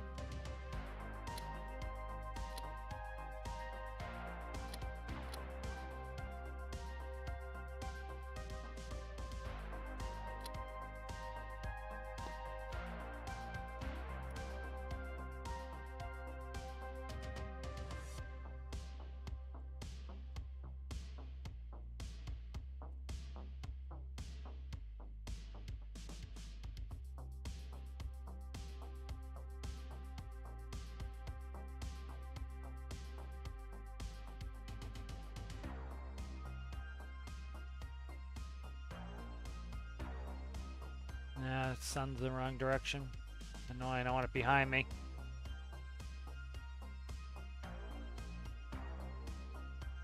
There's probably best, and then I'll see what I can do to clean it up.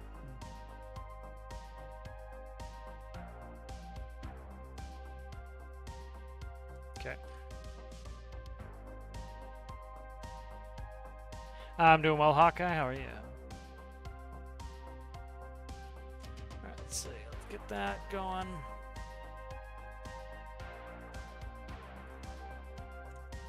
Alright, then we want to do a thumbed out one.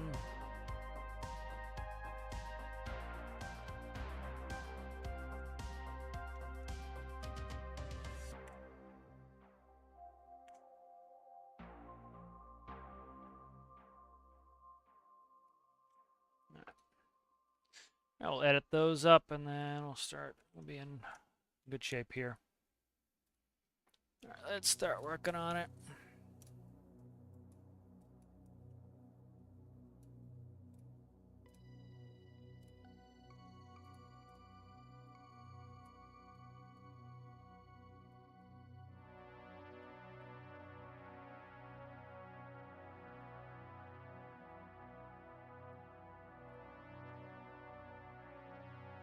bit overly blue on that, I think. That was already pretty blue, I guess. So can I drop out some blue on there? Just pause a little bit on that one. Okay. Probably just keep this for Alistair at the moment, and then dick around with it later. Let's keep... 20 was fine, I think.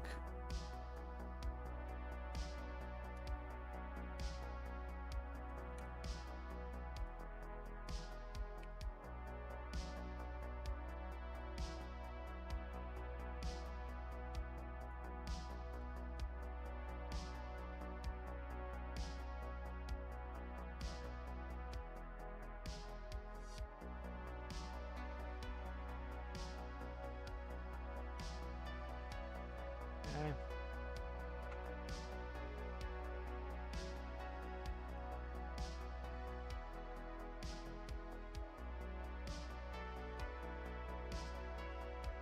Where the hell is it?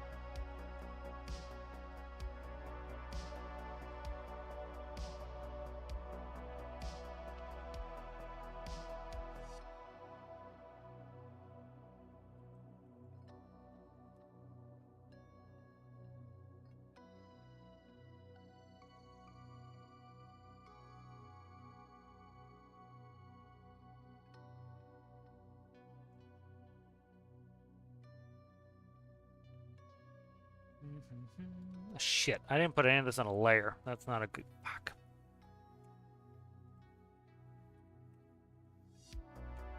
Should have layered that out. Gotta redo a bunch of that. Alright.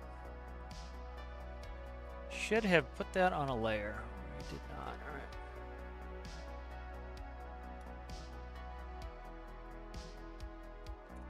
And then let's go to that. Swap it.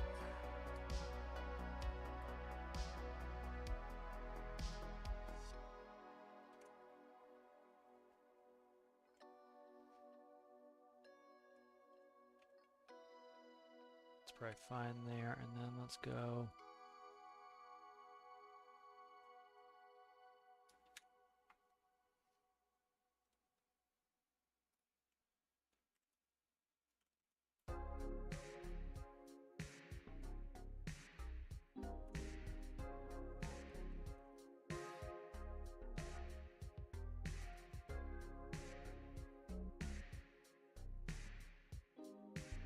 See what color I want this as. It's got to be a contrast off of the red. Can't be yellow either.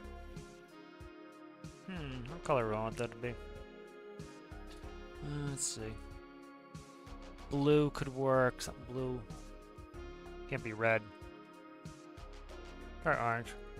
Orange is going to be too close to the yellow of the building behind. Let's try this here.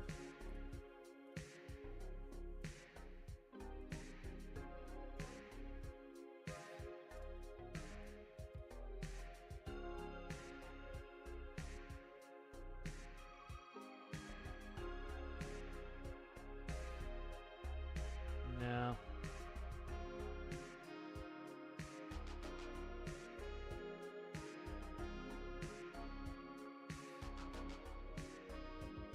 I don't want to be too obnoxious either. Let's see.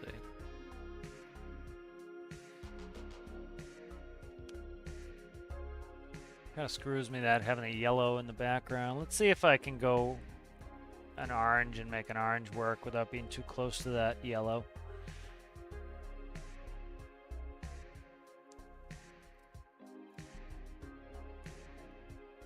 That's too much. Let's go. Flip it. Flip it. Come on, flip it. Jesus Christ.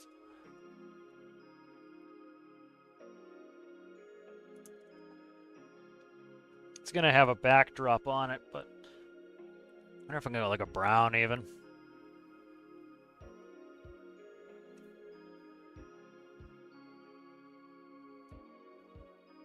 Let's try something, see if it works or not.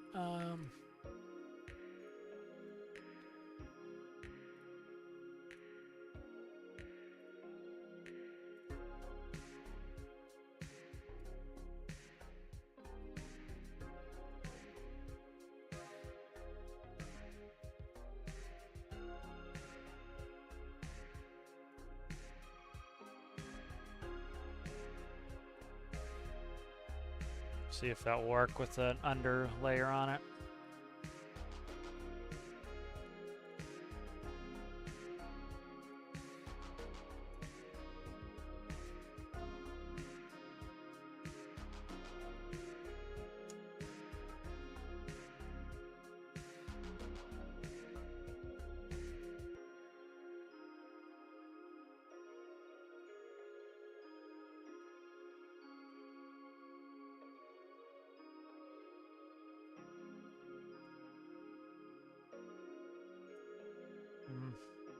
I don't like the yellow now. Let's see if I can change that out too.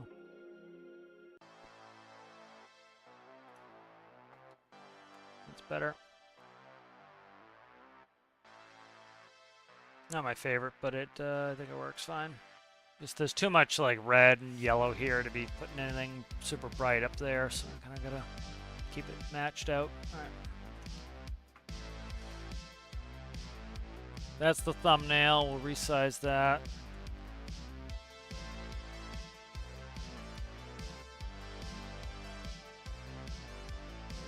Alright, so that's the thumbnail. And then we just got a picture here, which I'll jazz up right quick. Let's see. Okay.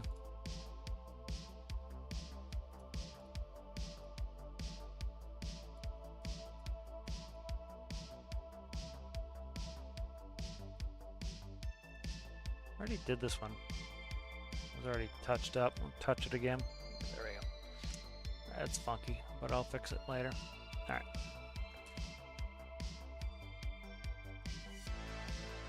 Alright, try to get this done and up for Alistair here. Alright.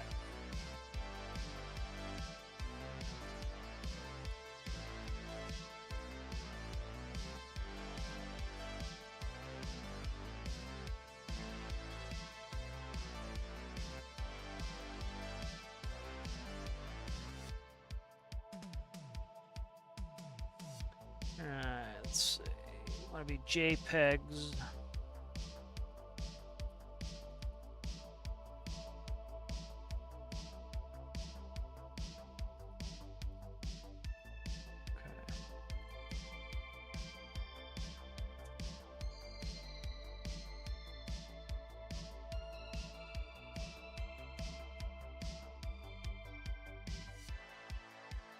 How's that?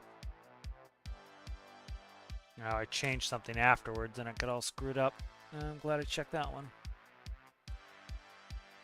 Okay.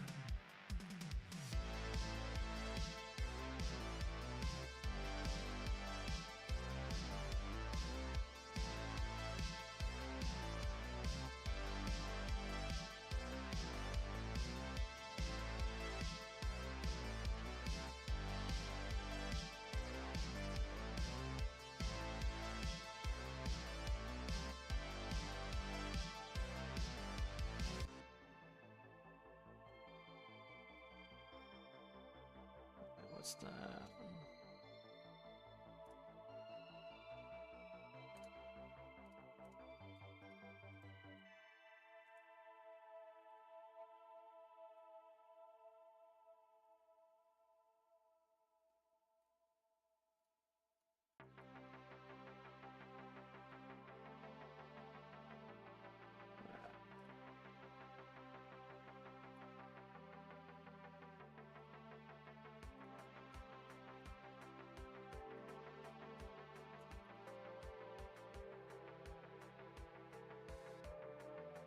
Alright, so let's go ahead and get this done in the workshop.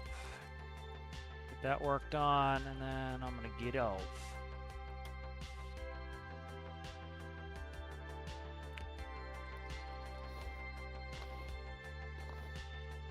I think I can put it. I'm just gonna put an unedited video on there for Alice there.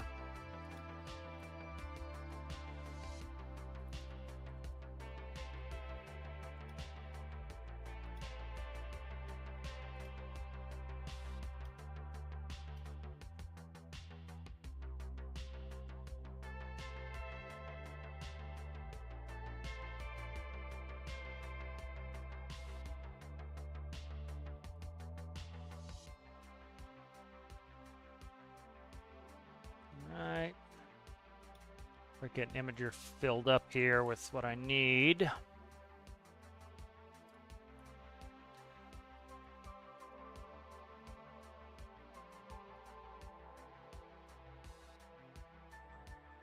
Alright, good. That is nice. Go ahead and do back to the workshop page.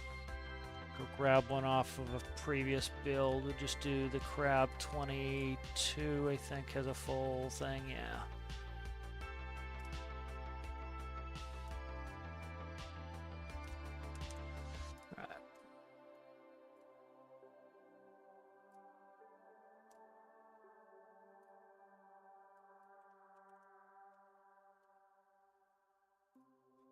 All right, let's see. So, let's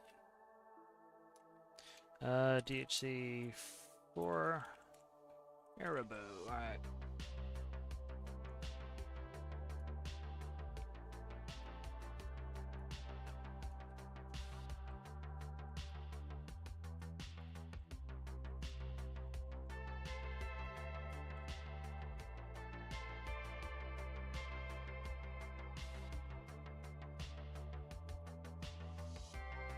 Alright, that's the challenge.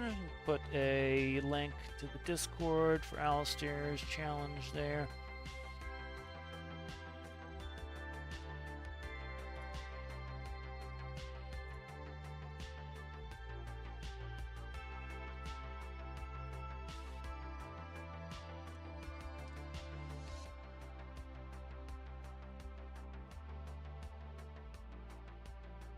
Okay.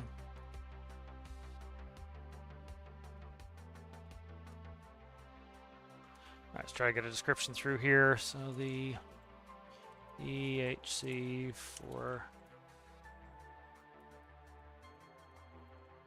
is a stall.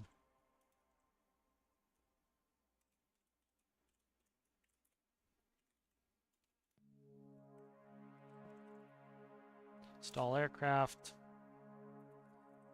designed to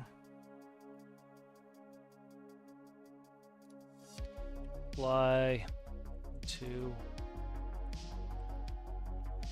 unimproved airports with short runways. Short runways is a twin piston aircraft. I'm not going to do a whole big spiel. Nope, just like a Wikipedia.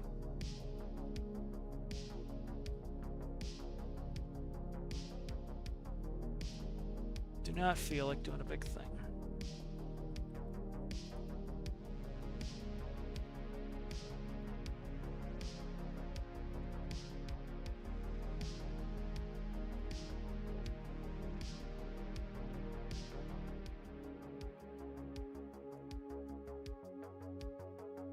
Let's see, motors.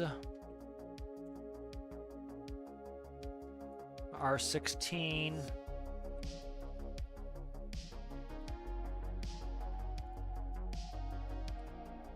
I don't want to dick around with this. I'm not going to do the specifications table. Yeah, I'm not going to do a specifications table because it's a replica and I don't want to screw with it too much. Alright, tutorials there. Again, let you operate the way you're supposed to. H menu, we'll fill that out. Where's the imager link there? Put that there. Alright. Don't need my spawn bases are different. Use the move tool of that. Don't need that. That goes there. Alright, let's see. H menu, let's do copy this. The other pictures.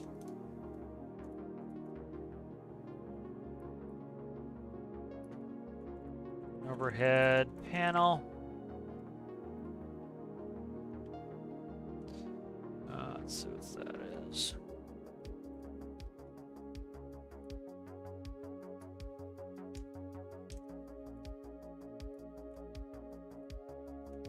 The main panel.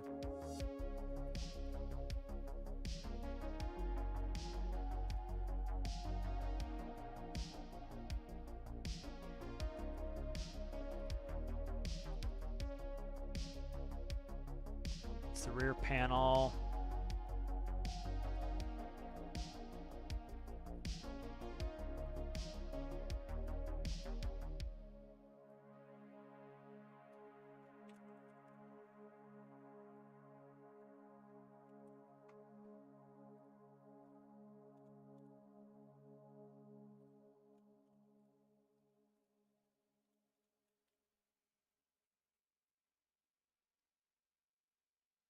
Let's add one more pick in there real quick. There we go.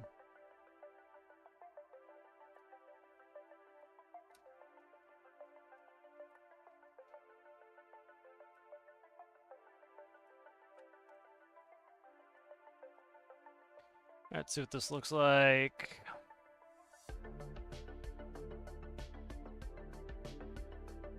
Watch tutorial video. All right, that's good.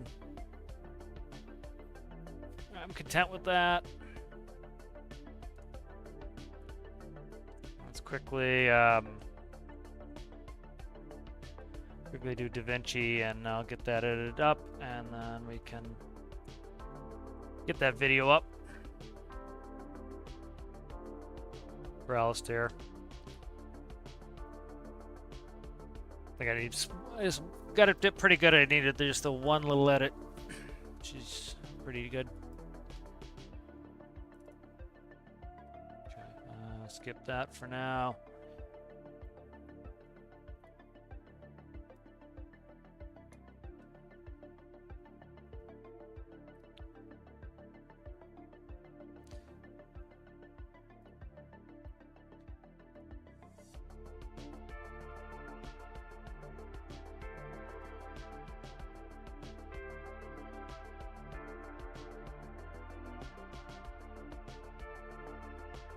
Only made one error, so I gotta go just fix that one error, and I can process the video, and then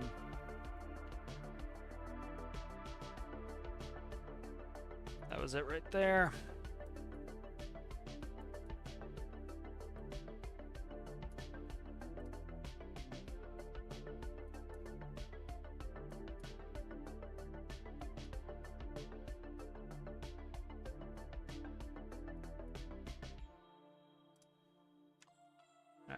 Find where I did fix the mixtures.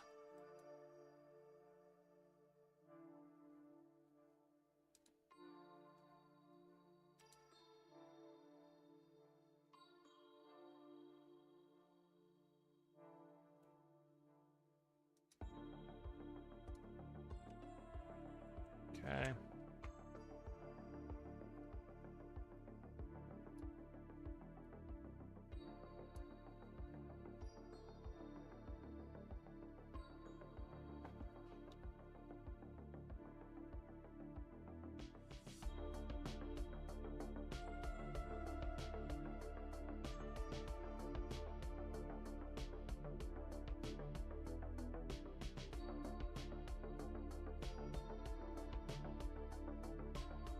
That was the only error.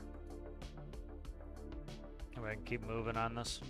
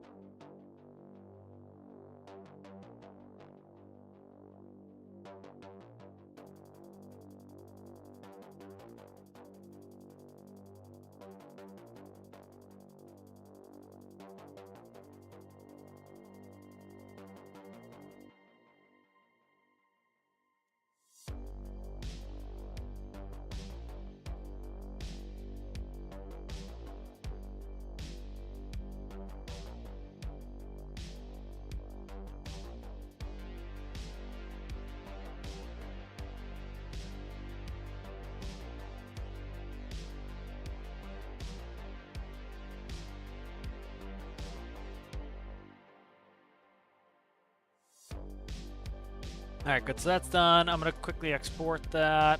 Just do that. Get that on there, and then I think we'll finish up the stream. Get that going here.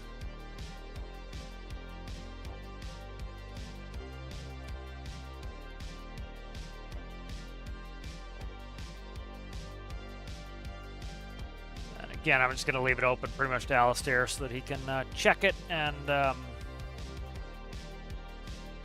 be able to understand how to operate it. But again, I can't get into, I'm not in the mood for too much workshop page either, but you know, I try to keep mine short and sweet too. It's like I do like some of the stories people put up, but it's very time consuming. If you've ever done challenges before, as Alistair and I have, you know, a nice story is good, but it often, you know, it adds a ton of time, and sometimes it's easy to have a video, sometimes not. If it's a quick, short, sweet video, you can quickly watch it and figure out how the person wants to operate it. Sometimes it's easier just to have text, but you know, you never know. It's all personal preference on that. All right, so I think we'll go ahead and finish it up. I gotta export this video and just put it on. So thank you guys for watching. If you like the video, make sure you like the video. If you're not subscribed and you enjoy the content, please consider subscribing, and I will see you guys in the next one. Bye.